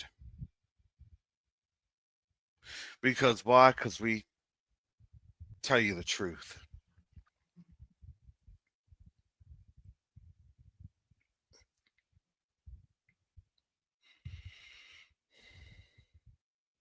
Do you hate me because I tell you the truth? Absolutely. The answer is yes. Absolutely. And you said Trump, yeah. Well, Trump's going to put tariffs on everybody. This place is collapsing. He's also going to get rid of the H-1B visas. I've already seen that. Matter of fact, I've looked in LinkedIn.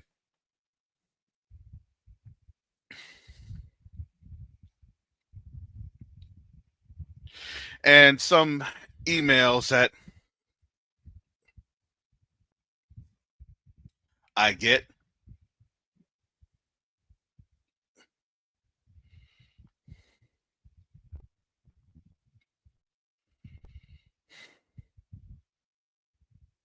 We need this. We need that. We need a project manager.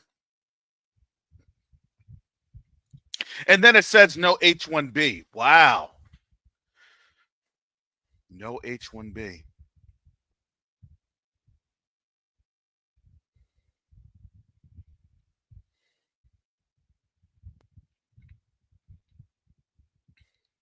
I laugh because I get the email.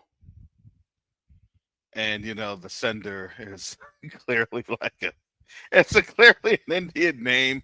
And I had to wonder, it's like, how many, you know, Indian folks had kind of, oh. Now they're going to be removing them. Greetings, Sister Chantel. Oh, man. I needed to check in on you because I heard that, man, the thought police are running hard up in the UK. What is going on, Sister Chantel? You heard about that. Yes, I did. Shalom to everyone in the chat. Do I need to take up a donation for you, Sister Chantel? Because, oh my goodness. I think you're going to need it more. Actually, I don't even know because it's like we're talking about thoughts. I'm going to be good. I'm going to be going to look. If anything, at least I'll still be in the state of Florida. At least not where I want to be in the state of Florida. But I'm hearing there's this new, what's it, Esther something or another? This new document that they have, which is like Project an extent. Yeah, that's it, Project Esther. I'm like, I saw it when I think it was some white sister that kind of released it or was talking about it. I think it was about over a week ago. And I was like, Project Esther. And when she was kind of breaking it down and showing what was in it, I was like, oh Lord. You know, Project Esther is nothing more than what they had during the Middle Ages when they started, well, really when they started persecuting us and any of their own that wanted to believe, because there's always going to be a small minority of them that disagree with them, that want truth, that want to live a good life. And here's what some of our brothers and sisters also have to understand. We've spoken about this. You all know how I am. I will say what I say and everything, but there's I'm gonna put that link there in the chat. I can't even report on that because so here's the thing. We already know we're gonna get locked down. Oh, We're yes. gonna get locked down. And the reason we're gonna get locked down is because honestly, we're close to the end. Whether or not we have months or years. And I would say the funny thing is that technically speaking, they gave us the timeline. 2030 is the timeline. They gave us the timeline. Yeah, they say 2030, but whatever they plan, I believe it's going to cut short. Yeah. I don't believe the Most High will allow them to reach their goal with us still remaining under them. What we're going through. You know what though? I was thinking that actually felt in my spirit. It's like 2030. That means it's like 2026, 2027. Yeah. I kind of feel like at least we will have 3 years before that time when the Most High is like, I'm done. Let me take my people out. Because like it keeps coming back to their evil will reach the throne of the Most High. And it's like, do you know what really I can't decide? There's certain things I can't watch certain things anymore. My spirit cannot take it anymore. And the one thing that I watched, I remember how I felt with both and John. And I screamed, but no sound came out. It was just this spiritual scream where my mouth was open, my body was shaking, my fist was tight, and I screamed, but no sound came out. And I felt that same feeling, that same effect when I saw, excuse me, I'm so sorry, but I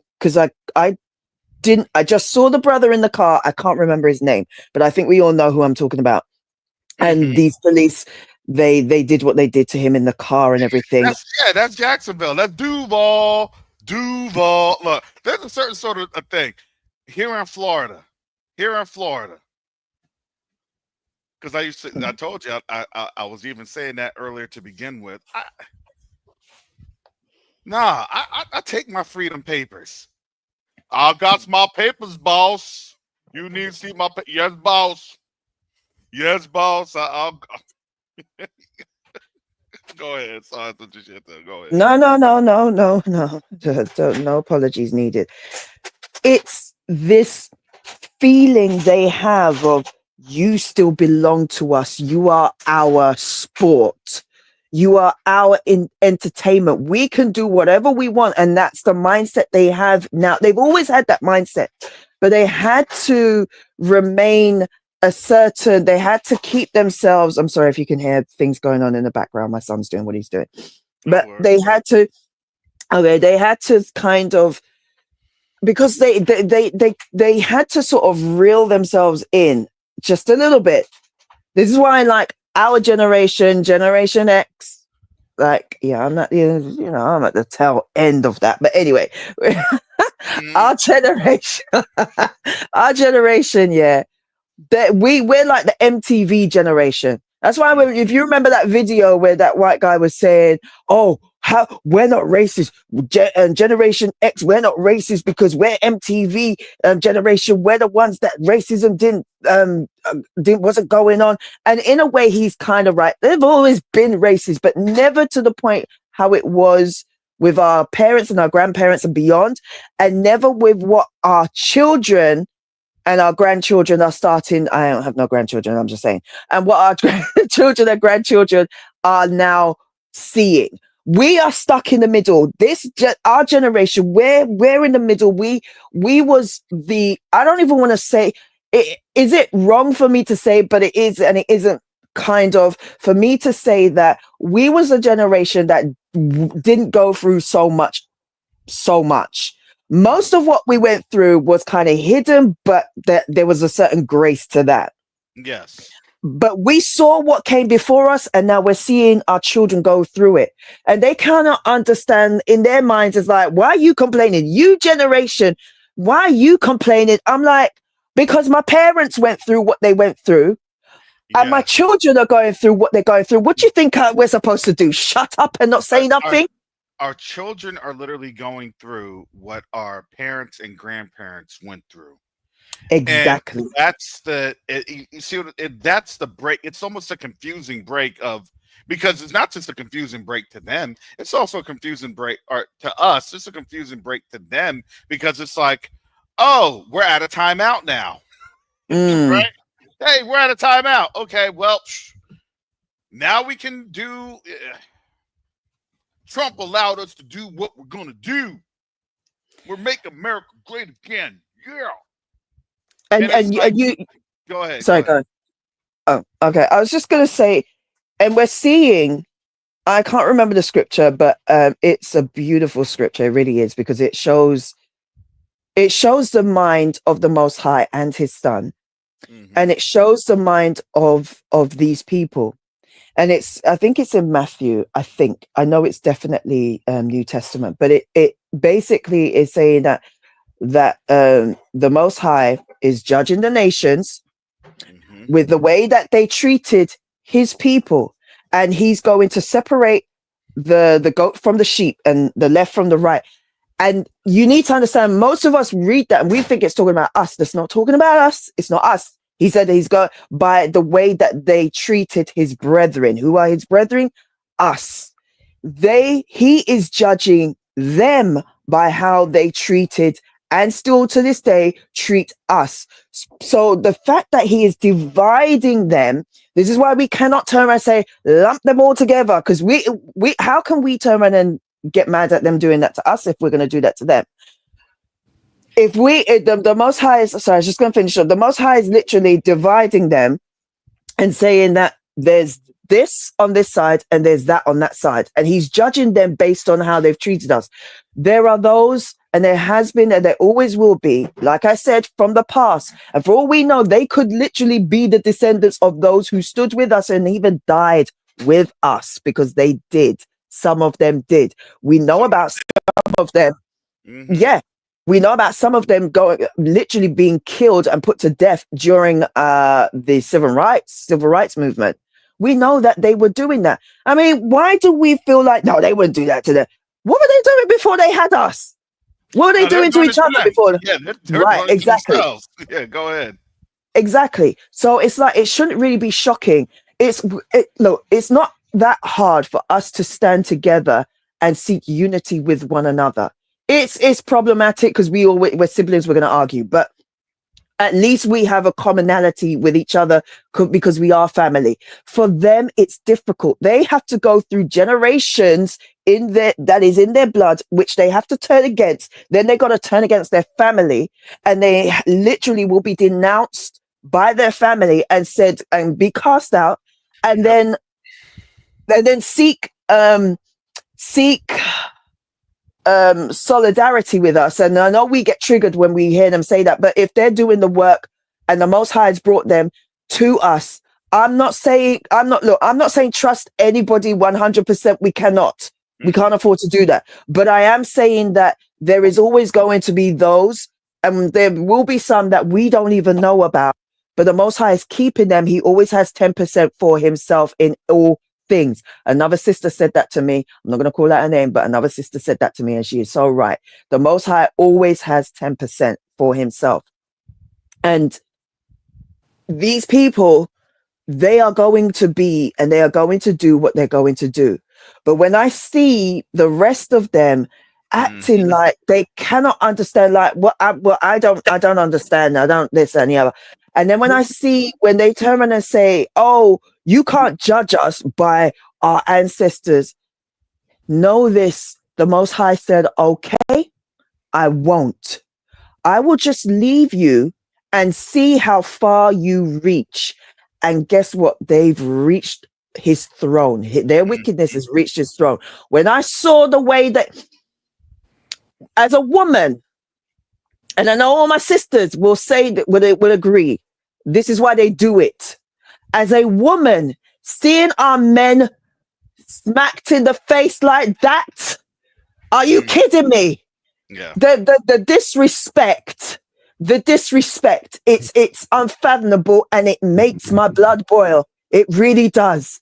It really, really does, because it's deliberately done. It's buck breaking. It's another form of buck breaking on the world stage. They did this and they feel no shame. And I pray and I scream out to the Most High, let judgment seek them. Because to do that, and to do that to the Most High's people and even if we weren't the Most High's people, to do that to another human being, it's detestable. You're disgusting. You are disgusting. And I hope whatever villainous demons and hordes of Satan that seeks you out, follows you, and keeps you up every night for the things and the evils that you do, because how a people can be so trifling is unbelievable. I'm sorry. Am I emotional? Yes, I'm emotional. And I think this is the point that we have to be in, because the Most High said, I'm going to cause you. We have to be we're not supposed to be comfortable. We cannot be comfortable. Comfort puts us in danger, especially where we didn't know. We didn't know who we are, but comfort puts us in danger. Now that we're awake and we're seeing it with our own eyes and we're understanding, some of us are still not awake and are still asking the questions why. But those of us who know why, we understand we can't be comfortable anymore. They are here to be our discomfort, to wake us and to help us to act. So now that we're starting to come together, I think that is the way forward. So yeah, I'm triggered. Sorry. No worries. Thank you, Sister Chantel. Brother Rich, how are you doing? I'm doing just fine. Just watching this scenario go down. It's interesting from my and thank you for letting me on the show. It's interesting from my perspective. I'm a boomer, and you kind of see the whole panorama. See, there are a lot among my generation that brought the evil report, and and those of us the Joshua's and Caleb's, we're going to see this thing through. Now, some of my generation also still has resources, and we're to impart wisdom. I think that we're doing too much fixating on them. This is all about the Most High's relationship with His people, and we're talking about the branch grafted in. I don't really see them. They weren't too much worried about us when they were doing all this stuff and being acting as the agents of Satan, and which the Most High allowed during our judgment. But it says that when the times of the Gentiles are over, I was writing a rap tune, funny because I was trying to dealing with my generation, this young generation, which I deal with. And it goes like, the times of the Gentiles are just about done. Thank you for your service. We'll take this now, because you started out right, but you ran off the track. Satan called, he wants his religion back. It was there. It's all about enlightening the enlightening of our people. And there's a generation, being Generation X, this generation after you, who really got the PSYOP job, who really have this thing put on, that had the culture hijacked and everything like that. I'm really concerned about them.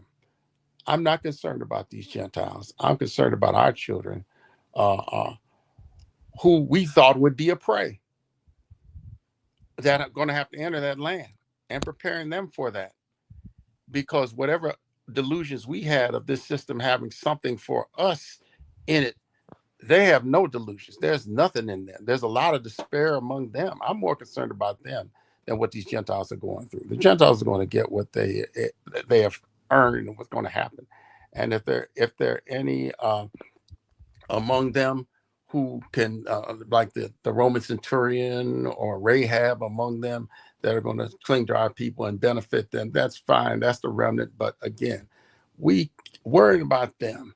We have to see what's happening among our children in this kingdom of Babylon, because Babylon, even on its death dregs, is just deleting our people and doing things to our young people. And we need to be concerned where the Most High is concerned, and that is about Israel. I mean, let these Gentiles get what's coming to them. Those that will help, okay, fine. Those that are not, whatever. Because we're going to have so much disdain for them in the end, and we're just going to sell them to the Sabaeans and whatnot. So it's not about them. Just fixate on us and what the Most High is doing among us, informing my people and saving this generation that's going to enter the land among us. Well, I mean, I understand what you're saying, but we're still supposed to be a light to the nations. We're supposed to be a light to the nations. And I believe what Sister Chantel was saying is this. Look, they're going to be coming to us because that they know that what they have gone through, what they have basically worried about, it's not helping them. So in terms of the isolationist policy that we've had as a people, that's not biblical. You know, tell me that we're not supposed to be a light to the nation when we're supposed to be. Now, are we going to be in a time of healing? Yes, we are. But we're going to be coming up on out of Babylon. We're coming up on out of Babylon. It's just now the Gentiles have no choice but to see what's happening, because now they're being affected. See, when they weren't being affected, everything was fine and dandy. Now that they're being affected, it's not fine. It's not dandy anymore. Yes, you could say, let's just worry about us. I get it. But then the reality is that then are you going to then say that? Because here's the thing. Yahusha did interact with Gentiles. Oh my goodness, he surely did. The Samaritan woman, the centurion. I don't care how many people want to spin that narrative. He interacted with Gentiles. I've never seen such great faith. There is going to be a remnant of them coming on over. Probably small. Probably really small.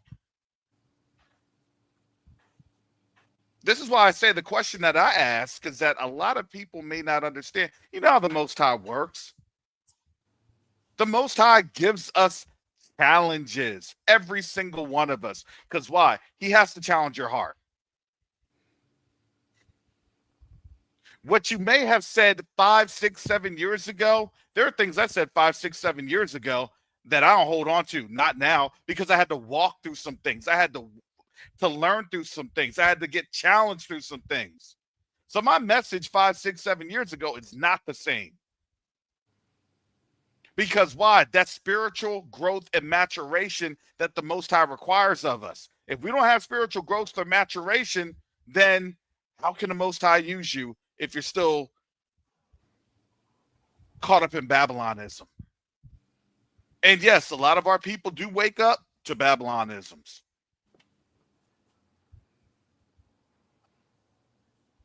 But that's something that they have to work on out between them and the Most High. Mm-hmm. Now, I can say it, I can speak on it, because why? Because I was there too. I'm not here just to say, well, you know, I said I did it. No, I say that because I can testify, because I was part of that. I was in that. You go back earlier, man, I was FBA ADOS. Not anymore. You go back earlier, man, look, I have roots here, I got roots there, not anymore. I want my reparations to be paid out to me right here and there and there. Not anymore. It's a maturation. Now, do we want reparations? Absolutely. That's fair. That's just, it's compensation. That's James chapter 5. But I know what the Most High has for us is something greater, and we will be repaid in due time. But we have to survive these things coming, because now we're just at the beginning of sorrows. Why? Because a lot of our people are in a place to where they are absolutely in love with this land. You can't tell them nothing. And right now, that's a very dangerous place to be at, especially as we're now seeing, number one, Trump bumped up the time frame. He bumped up the timeline. 50 days, now 10 to 12 days. What does that mean? That means that the week after next,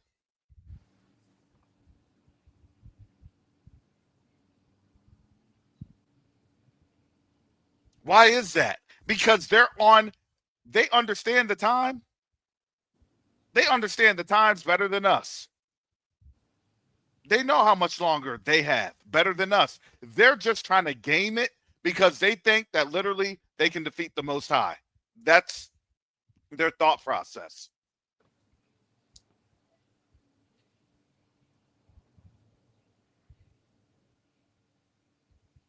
And I know that it hurts people to say, oh, I just want to do this. Look, I don't care what you want to do.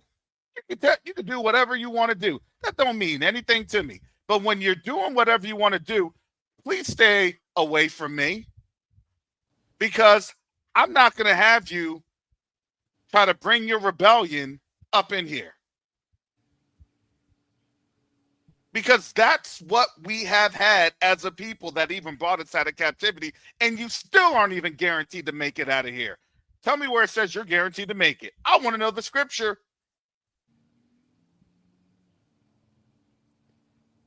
I'm not guaranteed. I don't tell you that. I'm not even guaranteed.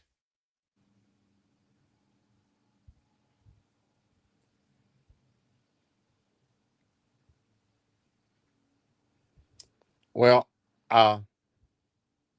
Yeshua said when he was meeting among our people, was nobody but Hebrews in the room. So I'm not coming back until you say, blessed is he that comes in the name of the Most High. Mm-hmm. And that is their path to victory, to delete every Hebrew so that one would not be left alive to say, blessed is he that comes in the name of the Most High. Therefore, the deletion, the still, that's their plan of defeating the Most High, is destruction of us. And to that end, they have brought a psyop and a situation where Israel is self-deleting. They've got self-lynching Negroes. They've developed a whole culture, a whole music, a whole everything around taking yourselves out. And I believe, yes, we are a light to the world. In fact, the whole thing during the 400 years, the thing that would get you deleted, the minute you stepped on the world stage, you are out of here. King was all right talking about integration, but he talked about, and those people in Vietnam, gone. Malcolm X, he's talking about, well, there are other people in the other part. He was talking about the Muslim world, but gone. You step onto the world stage and you're out of here. Okay, this is now, because they knew that was our cause, to be a light to the world, and we affected things in the world, even in South Africa, the movements and things like that. But I'm not about all this this FBA nonsense. When I use that term, I just talk about like you say, the roots are here. But the fact of the matter is that I'm looking forward to a time when and all of our children will be taught of the Most High, and great will be the peace of our children. There's an existential threat. We need to be in, while we're in this struggle, need to be into Ubuntu. You know, we need to be having a love among our people, because we have been taught to unlove ourselves and whatever. The Gentiles, yes, we're a light to the world, but we have to be a light to our children. We're supposed to teach them the covenant, teach them the word, think that that's over the generations.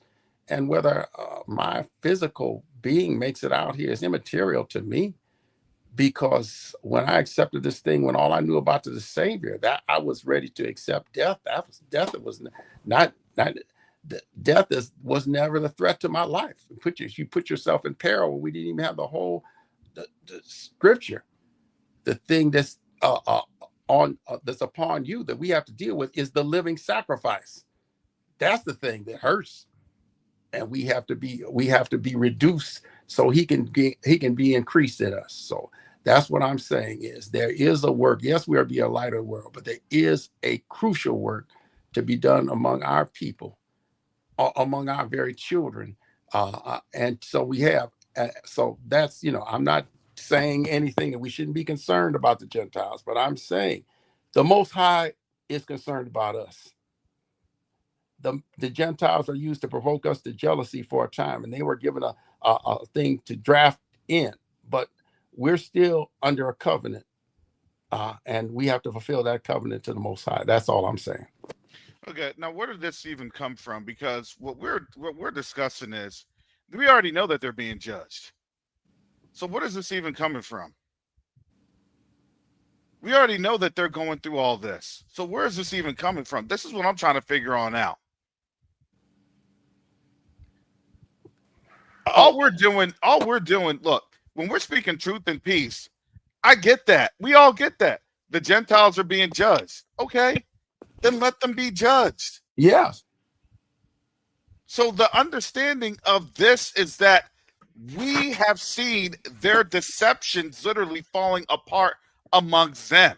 We as a people have and should be growing up in the spirit, man, to understand how these natural orders are, because when you understand and when you're seeing how this world is moving, okay, it's moving.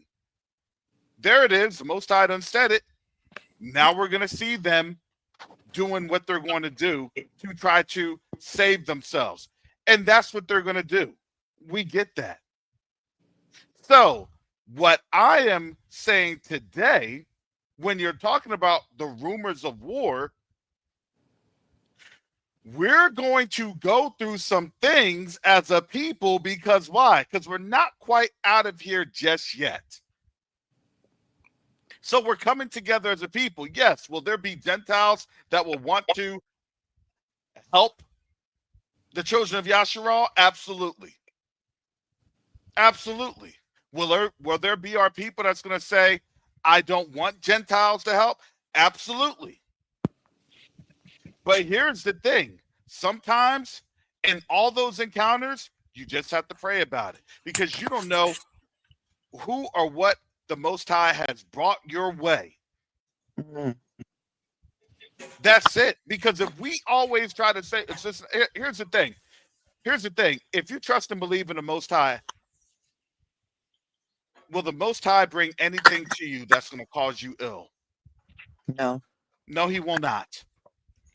No, he will not. Might be uncomfortable. It'll be uncomfortable. Exactly. It'll be uncomfortable, but that's the whole thing. That's the trust. When we get you know what I'm saying? Like, we don't even understand. Remember the parable of the Good Samaritan, right? Samaritans weren't Israelites. No, and they were wicked. They were just Gentiles that were brought on over to backfill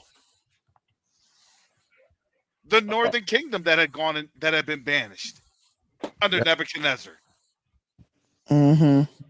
But what ended up happening? The Israelite, he got beat. The Yahudim got beat. And guess what happened? The Gentile, really that's what the story is. The moral of the story was the Gentile took care of the Israelite. Some Israelites hate that story, you know. They hate that, and they hate that story. They hate it. Oh, hey, I'm just telling you. I've heard somebody say that was something they put in there later. I'm like, Bro, come on. If you're going to say that, then you might as well say that about everything. Well, Karis, I guess to put it in a nutshell with me, I'm concerned about the demographic of your classroom. That group, as they're being enlightened and their nurture and their understanding of that. Okay, well, but the whole thing is we're supposed to be the example. And as the Most High has us and exposes us to them, we will be the example. Here's the thing. I don't need to worry. I don't worry about, okay, if they don't like me, they don't like me. That's not my job to worry. My job is to just walk and move and do what the Most High has instructed me to do. That's it. And this time, we really have to reprogram our thinking because, just to be quite honest, we don't have that much time. That's right. So what are we doing? Our paths are to follow the Most High and His instruction and His ways. There may be people that we're going to interact with. Why? Because there's going to be divine appointments that we're going to have that the Most High says, here it is, here it is, here it is. Because it's a test of what? Of our humility and our meekness. That's why. Why? Because do you realize that that's the test of our inheritance? What does it say? The meek shall inherit the earth. That's right. Well, Karis, at the end of the day, they have the testimony of our entire history. They do. Laid before them. This is what the Most High did to His chosen people when they got out of the way. What would He do? They have the testimony of Paul that warned them, do not boast against the branches. Exactly. Listen, I was just going to say, you're quoting Romans 11. Yeah, we violated the old covenant and we paid for it. They were grafted into the new covenant. Honestly, I get all that. The reality is this. We actually need to focus on why we have in our community everybody that's trying to run to all of these people that's not even our people, when this was the camp nonsense of the Native Americans and this and that. Oh, they got recognized. They got recognized as what? As being an enslaved individual that had been enslaved by another nation, another group of people. That's it. They fight again. That's fighting against the two sticks. That's what I'm talking about. That they're fighting against the Most High, the two sticks coming together. They're agents fighting against what God has done, and we inform our people again, your classroom, that group, to let them know, no, that's not what it's about. That's what we're talking about. Those deceivers in our community, we have to deal. We have to, and what knocks the seed out? Truth. We have to speak truth to them, to the demographic of your classroom, that they don't get sucked up in this mess, because they're fighting against the two sticks. They're fighting against their truth. That's the reparation, the repairing of the two sticks coming together, the repairing of the breach of Judah and Ephraim. That's the reparations. And this delusion that this mammon worship that came from Babylon, that has been exercised from our people. That's what it is. Sorry, can I cut you there? I kind of agree with you, but I disagree that this mammon worship never really came from them. It's kind of internal. I mean, it started pretty much from when the brothers sold their brother for money. So it's like there's so much that we can lay at their table, but we can't lay everything at their table. Well, at this point, the blame is immaterial, because we are culpable for the things that we have done, and we were held accountable. We have been held to account. But even as they are being held accountable for the things that are on their watch, because now this whole generational argument, well, that was our forefathers. That wasn't us. And then you double down. They're having a period where they're being allowed. See, the Most High is making the case against them. See, they'll without report now. Okay, you come with a generational argument. Well, that was our forefather. We're not like that. And then you do exactly the things. They're being allowed for a period to do exactly as their forefathers did. And the Agreed. sins of the fathers are visited upon the sons to the fourth generation of those that hate me. They hate God, and it's coming down. So it won't just be their father's guilt; it'll be their guilt, and those things. Meanwhile, our people have to come up and realize it. And again, I love when Karis talks about his classroom, because that crew is ready. That we have some people among us that are sold out to Babylon. We know that in the wilderness they're going to purge people out. So some people are never going to get it. When we're moving out of here and in the Exodus, they're not going to get it. But I'm encouraged. There are some young people that are getting it, and they have needs. They need shelter, food, things, basic needs that parents and healthy communities provide. We need to get those things to them along with the education and be concerned with them. And it's not everybody's job. I'm not saying that this is what God has called me to do and you should be doing it. No. Karis, you're doing what you're supposed to be doing. Being on the world stage, a lot of these people that are doing this delineation that don't want to unite with Africa, it's good. You don't want them even coming in there. They're keeping themselves off that stage. Let the ones that God has ordained to do it, to be the diplomats, handle that work. So I agree with you with that. There's a lot of videos out there from a lot of people on your side and on the other side, and even over here as well, that have that kind of mindset. I do believe that they're agents, and I do believe that even if they're not being paid personally by Babylon, I believe that they're agents. At the most, or at the least, they're working for Satan, because I can't see how dividing, the flock is ever a good thing. It's not. It's interesting though. They love something. Babylon is being made less lovable by the Most High. The people that are deceived and that the matrix is unraveling. That's the thing that's encouraging.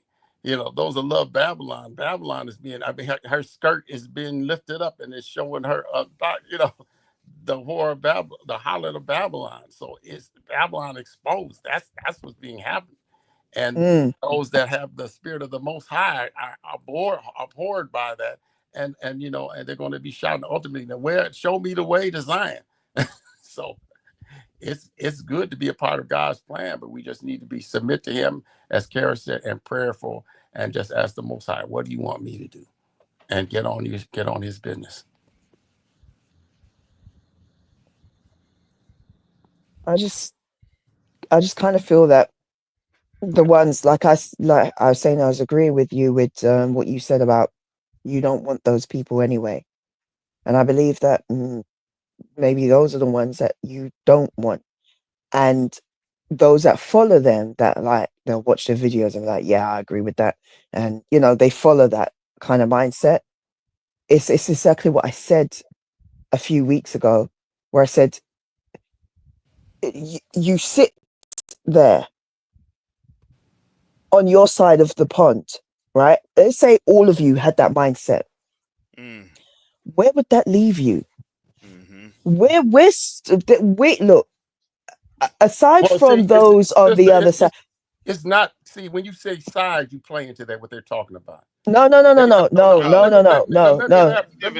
gotta let me finish. You gotta let me finish what I'm saying, because I'm not actually playing to their side. I'm speaking as how they see it. What I'm saying is, let's say let's say all of you had that mindset. Where would that leave you? Hypothetically speaking, where would that leave you? Aside from your brothers and sisters underneath on the south end of America, right? Which there are more in South America than anywhere outside of Africa. That also includes in your space. But let's say you guys had that mentality. All of American blacks, African Americans, all the Israelites in America had that kind of mindset, like, oh, we're Judah and forget everybody else. We're about us, and so on and so forth. Where would that leave you? Because here's the thing: you can't, when they close off those gates and trap you in, who is going to be there to support you? I'm not saying that you feel that way, but there are some who do. But I'm saying if you all felt that way, which I know you don't, but where would that leave you? Because we could always, I'm where I am. Europe is more connected. We've got our people are in the other 3/4 of the world, right? So you've got, and the other 3 parts of the world, they're more connected, aside from obviously Australia. But the other parts of the world, we're connected. Africa's connected to Europe, and Europe is connected to Asia.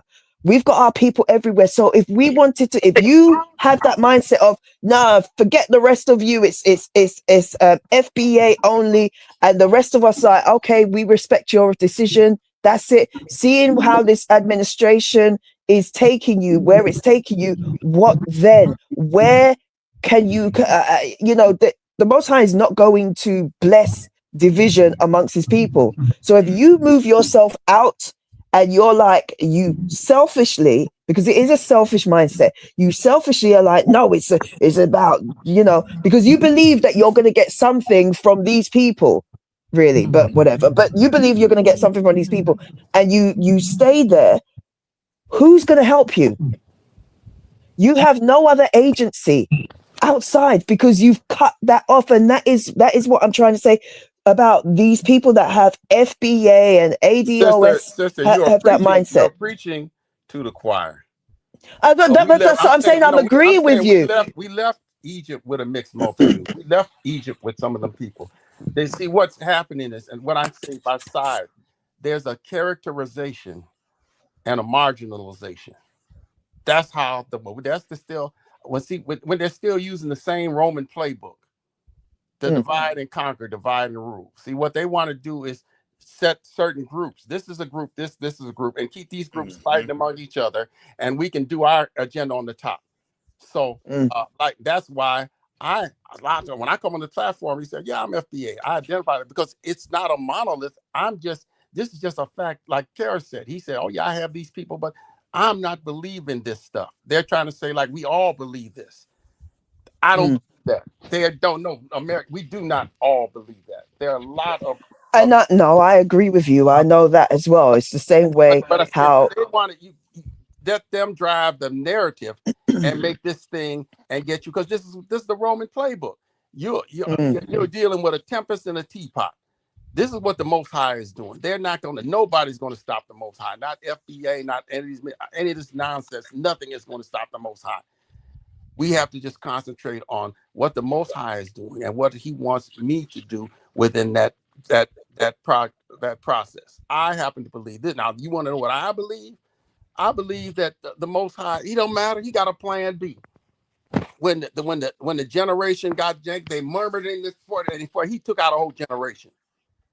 At 2020, okay, every 20 and above, those who younger didn't know about this, and only the people who had the Joshua and Caleb's who did not bring the evil report. So what you're talking about, FBA, these are the people bringing the evil report. They're not going to be there. We have the same on this side as well anyway. So the question that should be asked is, if they're having to resort to this tactic, how long is it that they have? And I want us to be aware that these different topics and nuances, they're not just in a bottle.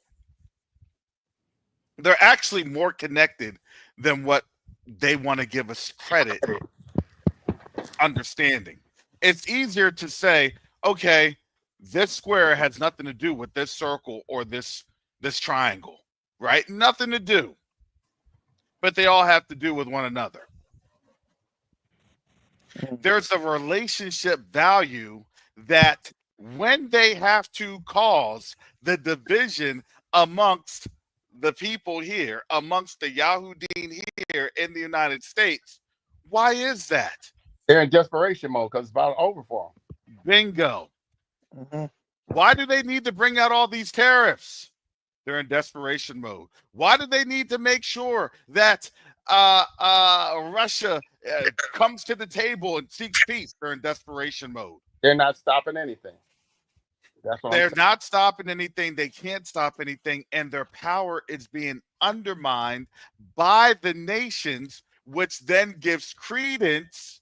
That means we're seeing them falling. And guess what that means? Oh, these Negroes cannot see us here at our worst. They're at their worst. Yeah, exactly. They're weakened, and it's like, well, exactly, like, you know, the most dangerous animal is one that knows it's dying. Yep. Yep, It's a dying animal. Go ahead. They're in their death throes. They're doing crazy stuff, nuclear saber rattling, and all this crazy stuff. And we know this is happening. So, I just want to say, I agree with what Young Brew says. What is the point of saying FBA when you know you're an Israelite? That's another byword, really. It's another term of division. I don't see the point. I understand when you have, I've heard the complaints. I know the situation. We have the same kind of situation over here. It's so funny. We deal with the same issues. You have people that have come in later on and want to put themselves over you and act like as if we get it. Black Brits get it. When you hear Brits coming out saying, and they're starting some issue with you guys across the pond, I understand that's not Afro-Caribbeans. That's not the ones that came over here from the Windrush generation. That's not us. I could say who it is, but I'm not going to bother. But it's pretty much the same people that you're dealing with. It's not us that are saying this. And most of us, that when we hear this, we're like, shut up. Because these are the same people that were giving us grief from way back when as well. So I do understand the terminology, foundational Black Americans, for me, to a point. For me, is when you speak in these forums to these people and confront them within their own forums, what they try and do is marginalize. Well, you're an immigrant, or you're a teller, or you haven't been here. So it's just like when Paul said, "I'm Hebrew of the Hebrews. I have this." He let him know his credentials. I'm not just somebody who just came here, whatever. But I say, and then you speak truth in these forums. Because what they do when you speak this truth, like you're saying, within those forums, they try to say, "Oh, you're not so and so and so and so." No, my family's been here. That's just a passing. That's the only thing. That's just like Paul saying, "I'm Hebrew of the Hebrews," and so on. So, and I say that this covenant and this Yeshua, and that's the problem. That's what it is for me. But no, do you remember a teaching that Brother Yakoba did on I can't remember what it's in Matthew, and it was about the those who came later on to do the work, and it's so interesting because we're seeing that in play now, right? Those who came after, they're still going to get the same inheritance, the same payment as those that have been working. He's talking about the workers, the ones that came later. Yes, still got the same fee, and he said, "Did you not agree? Did you not agree that this was going to be your payment for the day? Why is it modified? Because these other people are come through, but I'm the master and I determine it." So yeah, I understand. I know what the scripture you're talking about. So it kind of feels like we're living that right now. Because here's the thing, right? Even though they came in later, they've only come into your space, and I say into my space as well, whatever. But that doesn't mean to say that when they were in Africa, when they were in the Caribbean, I'm talking about the ones that came later on. I'm not talking about the ones that I'm talking about the ones that have come later from my in Europe, but also those that have come later from your point of view as well. But at the end of the day, they're not coming from places where it fared better. Like I keep saying this, but you guys need to understand that the Caribbean was the sweatbox of the prison. That's what they put the worst, those that they couldn't handle. They tell you they put in the Caribbean. Yeah, that's it. So there's a lot of your people from your neck of the woods, and even just saying that is just it's mind-boggling because we're all the same people. But there are those who were dropped off in America first, who worked the fields in America first, who caused dissension because they were like, "I'm not accepting this. And these slavers literally took them and planted them into the Caribbean because, yeah, we can't deal with you here. So we're going to put you over there, right? So there's a lot of those from your end who are in the Caribbean, if you get what I'm saying. We are, And we we are, don't know who or we whatever. are the same people. It's just where you got Exactly. off the, Well, yes, I where agree you got with you. off We the are the slave same. ship. We are the same people, and Yes, I'm not we have the disputing same that. struggle. So it's not again their separation of us. The Most High's hand is in this thing. These people will not prevail. The thing that's happening, the thing with the immigration in Europe and here, because of the desolation that Babylon, that this Western culture and all this has done to our homeland, because the mountains of Israel have been desolated. They felt running to Babylon was the place of refuge, and they did the same thing in Europe, and the same thing is happening here. And the people, hey, this is not the place. So now, so as they arrive here, they have to see. Well, they have to get their eyes open. Hey, Babylon is falling. They immigrated into a burning house. Well, now you have in Europe, what do you have? Rolling blackouts, right? You now have energy austerity. They're not as great as they once had, as they once were. They don't even have enough gas. Their energy is literally running out because Niger is. It's not that they're saying they aren't utilizing or providing Europe with energy. That's not the case. It's giving it market price. Bingo. And you always know that when they say, oh, Europe can't get any energy, man, that's not the case. They can, but they don't want to pay fairly for the resource. A level playing field is oppression for them in their mindset. Yes. Yeah. Hey, because we're victuals, right? Not just the land, but also the people. You just need to shut up and do as I say and don't question anything. You want to know why, especially here in the United States, they have quote unquote black fatigue? Because black people are now standing up and saying, that that's not right. That that's never going to be right. That that's this, and this.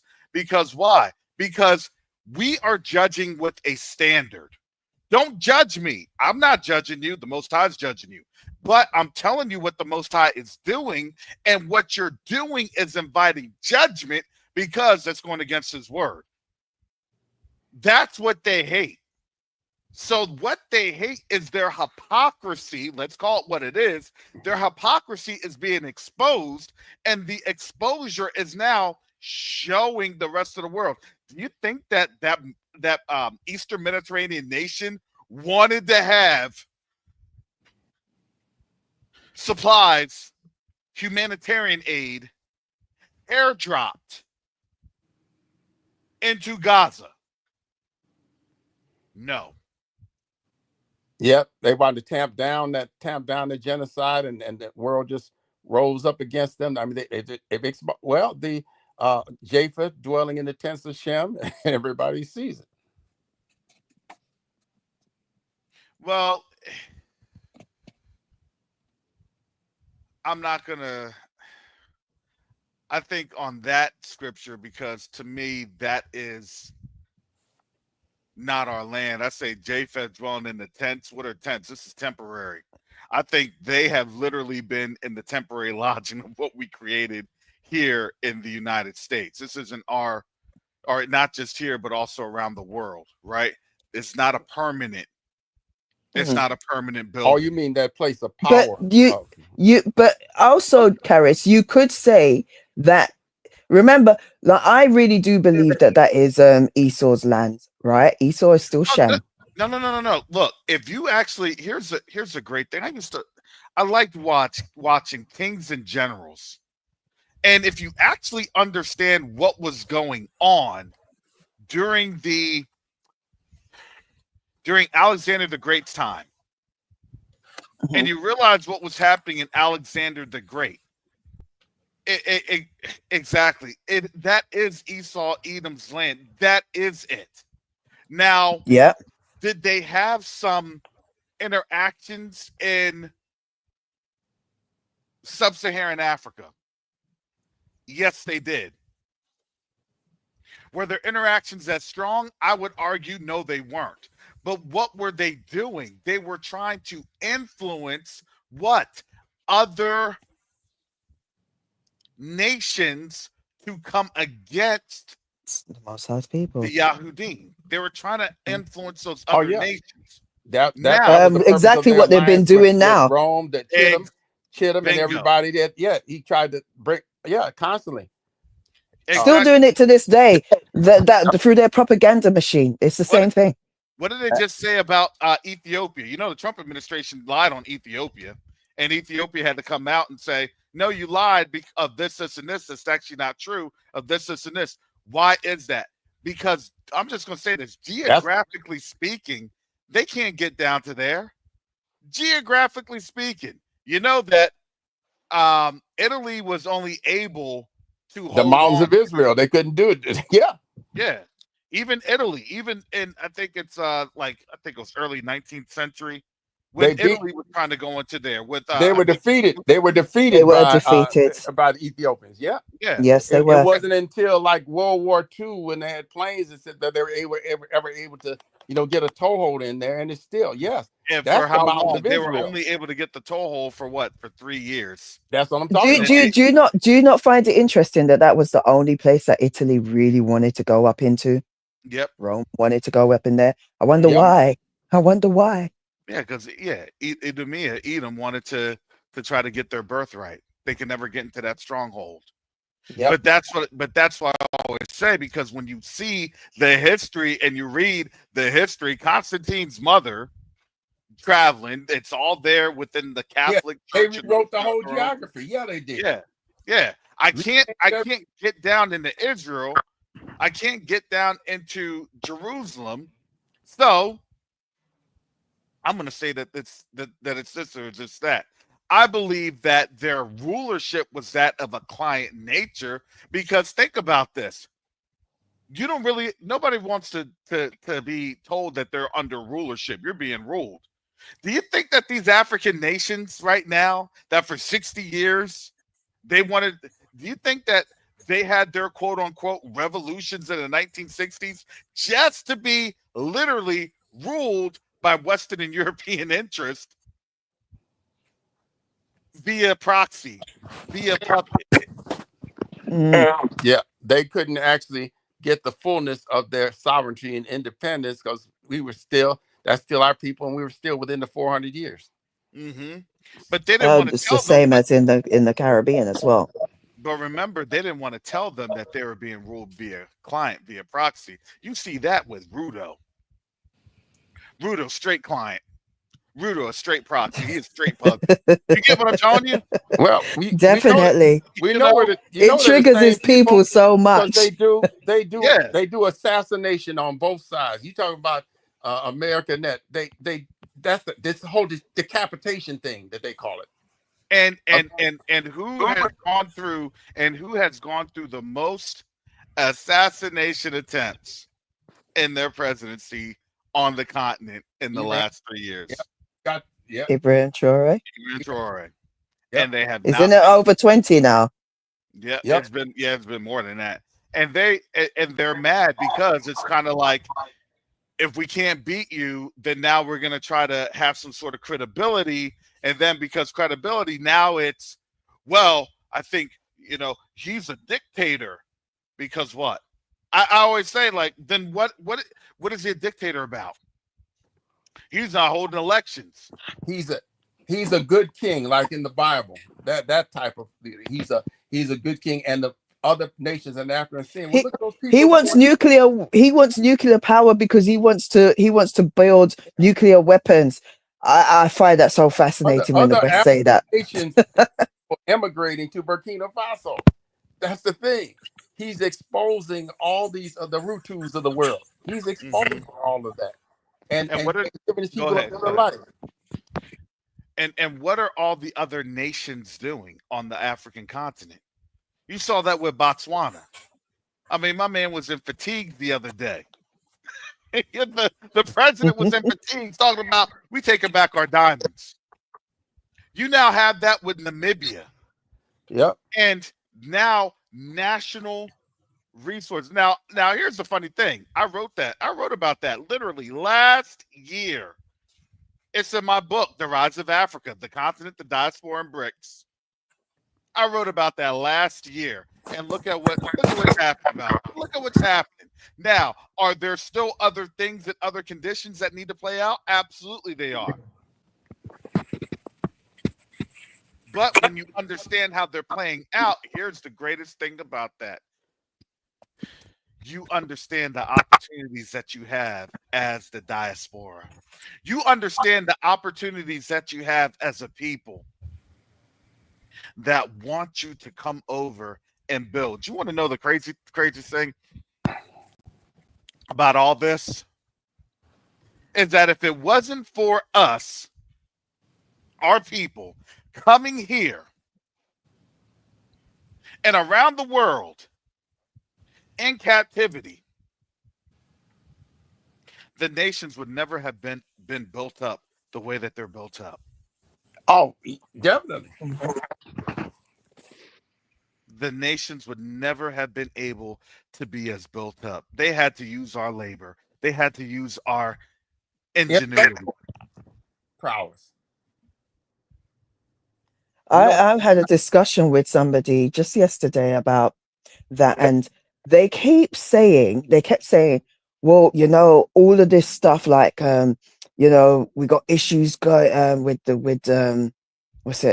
financial issues. And I said, I don't know why we keep talking around this. Every time I talk to you, you seem to just ignore the simple fact, and that is you cannot run or continue a system. This whole system, the West itself, was created from free labor. I don't care how long or how minimum the payment is. If those people that built your system in place are now, if you're having to pay them now, including everybody else, I don't care how little you pay them or for how long a stretch of time this goes on, it will fall. It's inevitable. It's mind crushing that people can't seem to grasp that simple concept. Parasite, when the host kicks off the parasite, and that's what's done. And their addiction to free labor. Mm-hmm. That's what's their downfall, because when American labor rose to a middle class, they just sent the labor and the factories and everything you need overseas. Yes, they did. The communists said that the capitalists will sell us the rope to hang with. So the arsenal of democracy, they showed a video on Russia, and they were showing how a bread plant that make bread was converted to produce drones for the war. Mm-hmm. And this is how America, when America was so-called just trying to sell to the whole world, when America was China. Prior to World War II, America was China. Mm-hmm. They were making everything here. They had all the factories. They sell to Nazis. They sell to everybody. There wasn't thing. We're not, that was the thing going on. And they were able to beat their plowshares into swords and beat the world and do this now. These oligarchs and these private equity firms and everything doing the people, they sent the arsenal of democracy is now in China. China is where America was before World War II. And now in that delusion, they're saber rattling against the people when all the wartime production, all the natural resources, and they're making this big. In Europe, they're talking about, well, Putin's trying to take Europe. Hitler had all of Europe, and he still didn't have enough natural resources to win the war. That's why he had to invade Russia. So there's nothing. Europe is a hollowed out shell. Always has been. There's nothing. My question was always this: when did they say that?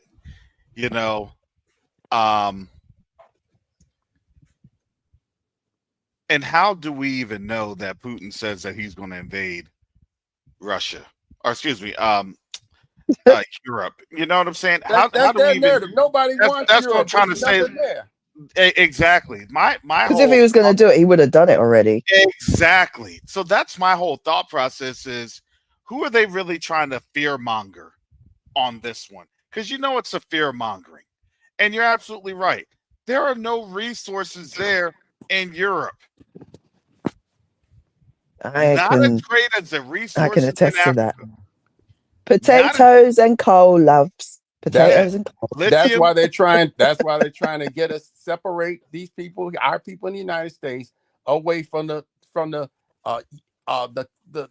lure of fiat money against the people. Let me get with the people who actually have gold, and let me get reparations with them. Let me ally with them. Can I say something actually? Because it's interesting what Minister Rick said. I agree with what you said about America having manufacturing, but you also have manufacturing over here. I don't think people understand it. You had a lot of manufacturing in England. I mean, it was known. That's one of the reasons why England became this cesspool of black sky filth, because it was industrialized. And before, right, exactly. Before, now here's what most people don't actually understand. Before the Industrial Revolution took place, it almost failed because of one other country that had its own industrial revolution that was literally becoming for so many generations, it was excelling, and they had to take it out, which is one of the reasons why the British went over there, and that was India. A lot of people don't understand that the Indians were the Chinese back in the day. They were before the industrial revolution. A lot of people don't understand that, because it was the British Tea Company. The British Tea Company literally had built that on up. Well, that's how, when they couldn't get after the Civil War, they pivoted after the Revolutionary War, they pivoted to India and made that their cash cow. Yeah, and now I don't care what people say. The fight is on for African resources, and Africa knows. That's it. Africa knows how everything is indirectly being channeled. It's indirectly being fought. Do you think that they're going to tell you that they're going to be doing this or doing that? Absolutely not. They're going to use all their shadowy language. Oh, we got to fight against Russia. Russia's the biggest problem because why? Because Russia is literally in the way for the West to come out against Africa. They want to fight against Africa so hard it's not even funny. But I guarantee you, prophetically speaking, I'm just talking about scripture, the moment that happens, the moment that you're going to see a precipitous fall here in not just America, but also in the West. It's like they can't help it, but they need it, and they're going to literally self-delete on it. That's sorry. This is what they're talking when the Bible talks about. A lot of people don't understand that from the Old English, when they say wars and rumors of wars, what they're talking about is wars and confusion of wars, where so-called Al-Qaeda, these so-called insurgent groups, they're our friends in Israel. Now, they were on the terrorist list like last year, but now they're the freedom fighters in Syria. And you got this one group over here, the rumors, confusion of wars. They're their friends over here, or they're freedom fighters, or they're our enemies here, or they're with us here. So all this, that's the what did I say? That's their weapon. That is their weapon, though. Misinformation. It keeps everybody. They know the truth, but they keep everybody completely confused. So they're raising it's another version of war. They're raising up warfare. these groups in Africa to fight against Ibrahim Traore. We're coming in here to hold down these jihadists and things like that, and they're fomenting them again. And this is what's interesting is this is what they did during the slave trade. That's what a lot of these FBA people, these ideologues they in that talked about. What they did, just what they did. They brought nations in. In Africa, a slave was a felon, a prisoner of war, or debtor. So There wasn't this generational all things like that. It was a status. You could come out off of slavery just like you could Say come that off of last wealth. one again. Say that last part again, Brother Rich. Say that last part again. A felon, a POW, or a debtor. There wasn't this generational slavery and things like that. You could come out of slavery just like you could come out of welfare. All right. What is this nation in? So what they did, they started all these wars in Africa to get the POWs to sell into slavery, and that's what they did. And they foment these wars, and they haven't changed. They go in the area, they get people divided against each other, get these wars, and they come in there and get the spoil. And when they had sufficiently weakened Africa to the point where they had sold off their army, basically, and then they came in and colonized. So it's a matter of it isn't. There's no this whole ham sodas, that's crap. All these things like that. It's the same thing we see happening today. I think Sister Gates Holder did a lesson on that. I think about over a year ago, perhaps, or I think it was last year. Now, here's the thing. I'm gonna cut y'all off because here's the thing: debtors. He that had taken. He that leadeth into captivity shall what? Go into captivity. He that kills by the that kills with the sword shall be what? Killed by the sword. And now you have captivity. There is the patience of the saints. Yeah. And now you have captivity because why? Because they're in debt. Yeah. They're going to be in debt because now they have to fight a war to try to get out of debt. That's the tariffs. Now you have 10 to 12 days to do what? To try to have peace. So then they can do what? Make a deal so they can try to get out of debt. No, they're going into debt. And who are they going to be indebted to? That's the question. Well, they're Eastern oppressors. JP Morgan said gold is money, everything else is credit. They've been on a credit system and a credit casino system, and it jigs up on that system. The whole world sees it, and nobody. And they want to make another credit system. Nobody wants their gambling chips anymore at their casino. Yeah, what is a dollar? Literally on your dollar, it literally is a debt instrument. It reads it. It's a debt instrument. You got a house note, a car note, and a Federal Reserve note. Yeah, for real. Yeah. So, so here we go on in this one. And, let me give you all final comments because I got to get on out of here also. Well, sister, I guess I'll get off. It's moving there. It's be encouraged because things are moving in our favor, and let's stay on the signal. Don't get distracted by the noise. They're in desperation mode, and while we're in this situation here before our exodus, I just want us to be cognizant of working together wherever we are in the diaspora to help inform our people, take care of our people, and let us operate in love for each other. Because this whole system is based on hatred of the Hebrew, hatred of God's people. God's people, if the world hate us, God's people have to love God's people and operate in the love. Because we are Ubuntu. We need to set up those systems while we're in captivity of working together and helping each other, so we will not be the ones that'll be purged out in the wilderness when the Most High brings us all out. And I'll land on that. All right. Thank you, Brother Rich, Minister Rick. Appreciate it. Thank you. All right. Sister Chantel. Sorry. I just wanted to say, our people, we're so loving, we're so kind, we're so accepting, we're so gracious to everybody else. We really are. And even those who are, they may say, oh, I can't stand. Really and truly, our people, we don't hate anybody. We're not the people that kind of hate. We don't. We hate what people have done to us.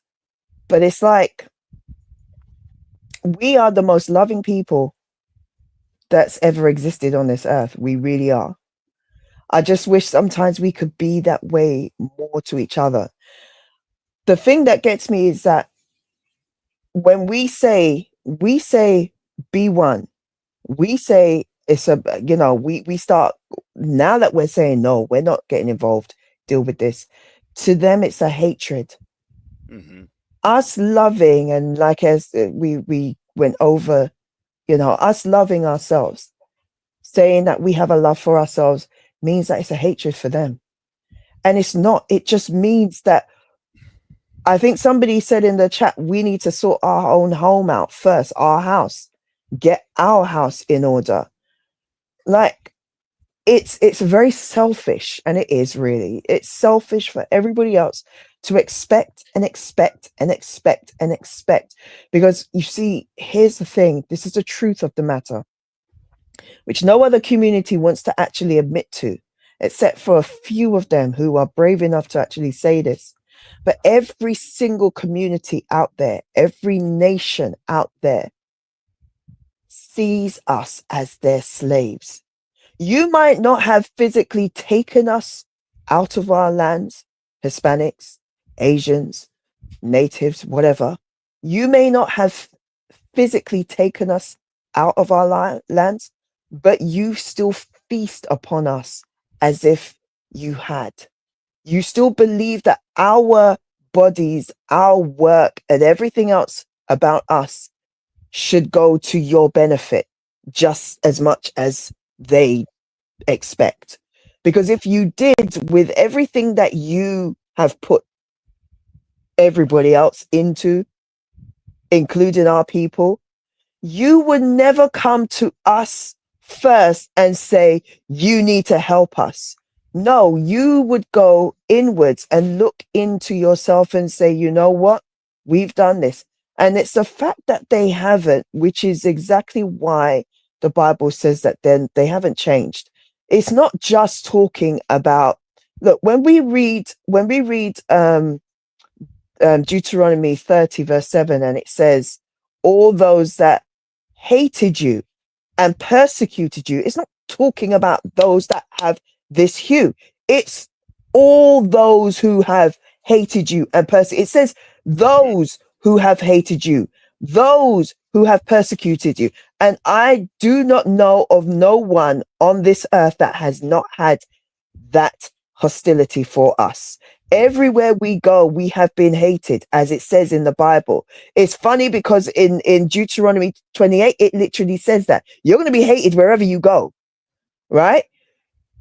So those that have hated us, those that have persecuted us, we've been hated everywhere.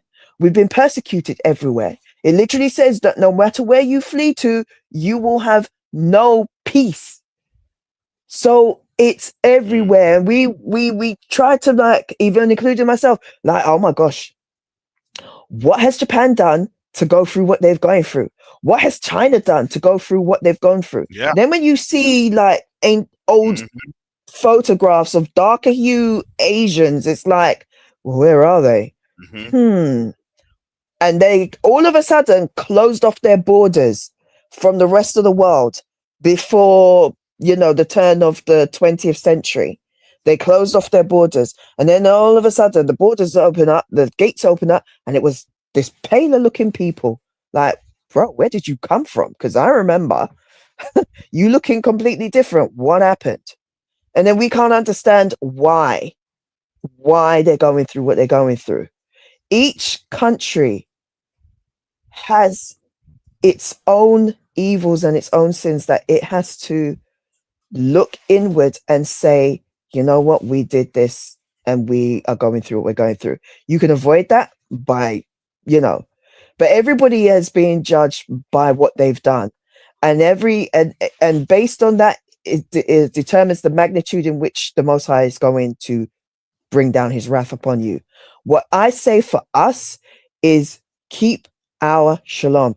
We need to just be about us, be about family, be about diaspora, be about our nation, home. That's where we need to be looking. For those who think with the FBA and ADOS mindset, There's nothing you can do for them. Leave them. When I hear them talking about, yeah, we're going to stay in this. Okay, fine. Stay there then. I don't care. Do what you got to do. Everyone has to move according to the dictates of their own heart. If that's where their heart leads them, then leave them. That's all I have to say. We just need to be about us. I pray that the Most High be with all of us, and thank you, Cash, for letting me allow me to come on. All right, thank you, Sister Chantel. Look,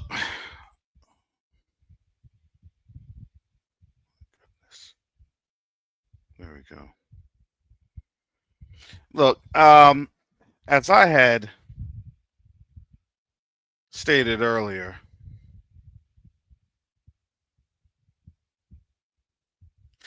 you're gonna have to flee. When you saw them photos of folks in Hawaii understanding that they had to move to higher ground to avoid some things, you're gonna have to flee. I know a lot of our people want to be comfortable here in Babylon and try to have all the other dictates of the oppressors, the names of the oppressors. That's between them and the Most High. All I can do is just speak truth and peace.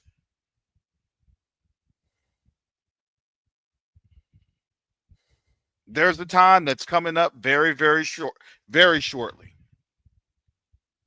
So as we're moving towards that time, understand, get ready to move. Do not get comfortable here in the land of our captivities. Please don't. Because complacency is and has always been a killer. So with that said, Most High willing, I'll be back on tomorrow. Thank you all. Thank you, Minister Rick. Thank you, Sister Chantel. Thank you for those listening on in. Yes, I have to get people on the back on topic. That's what I do. This is my channel. If you don't like it, you can go somewhere else. That's fine. I've been doing this for 5 years. I think I'm good. I think I'll be okay.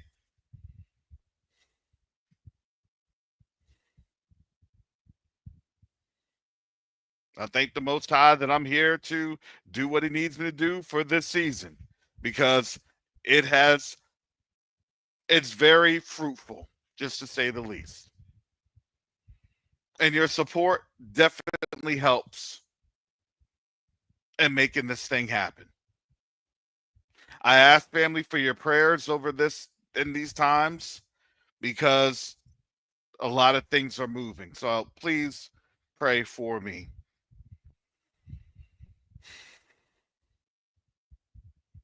So with that said, I got to get up on out of here, because by 10:30 I actually do have meetings. So with that said, family, you all be blessed and encouraged, and understand that no matter the earthquakes, pestilence, famines, fires, floods, you name it, Yahusha has you covered. The blood of Yahusha has you covered. Because Yahuwah is a strong and mighty tower. The righteous run to it and are saved. So with that said, family, shalom, salama, siemi, shalom, peace and blessings. Yasharel.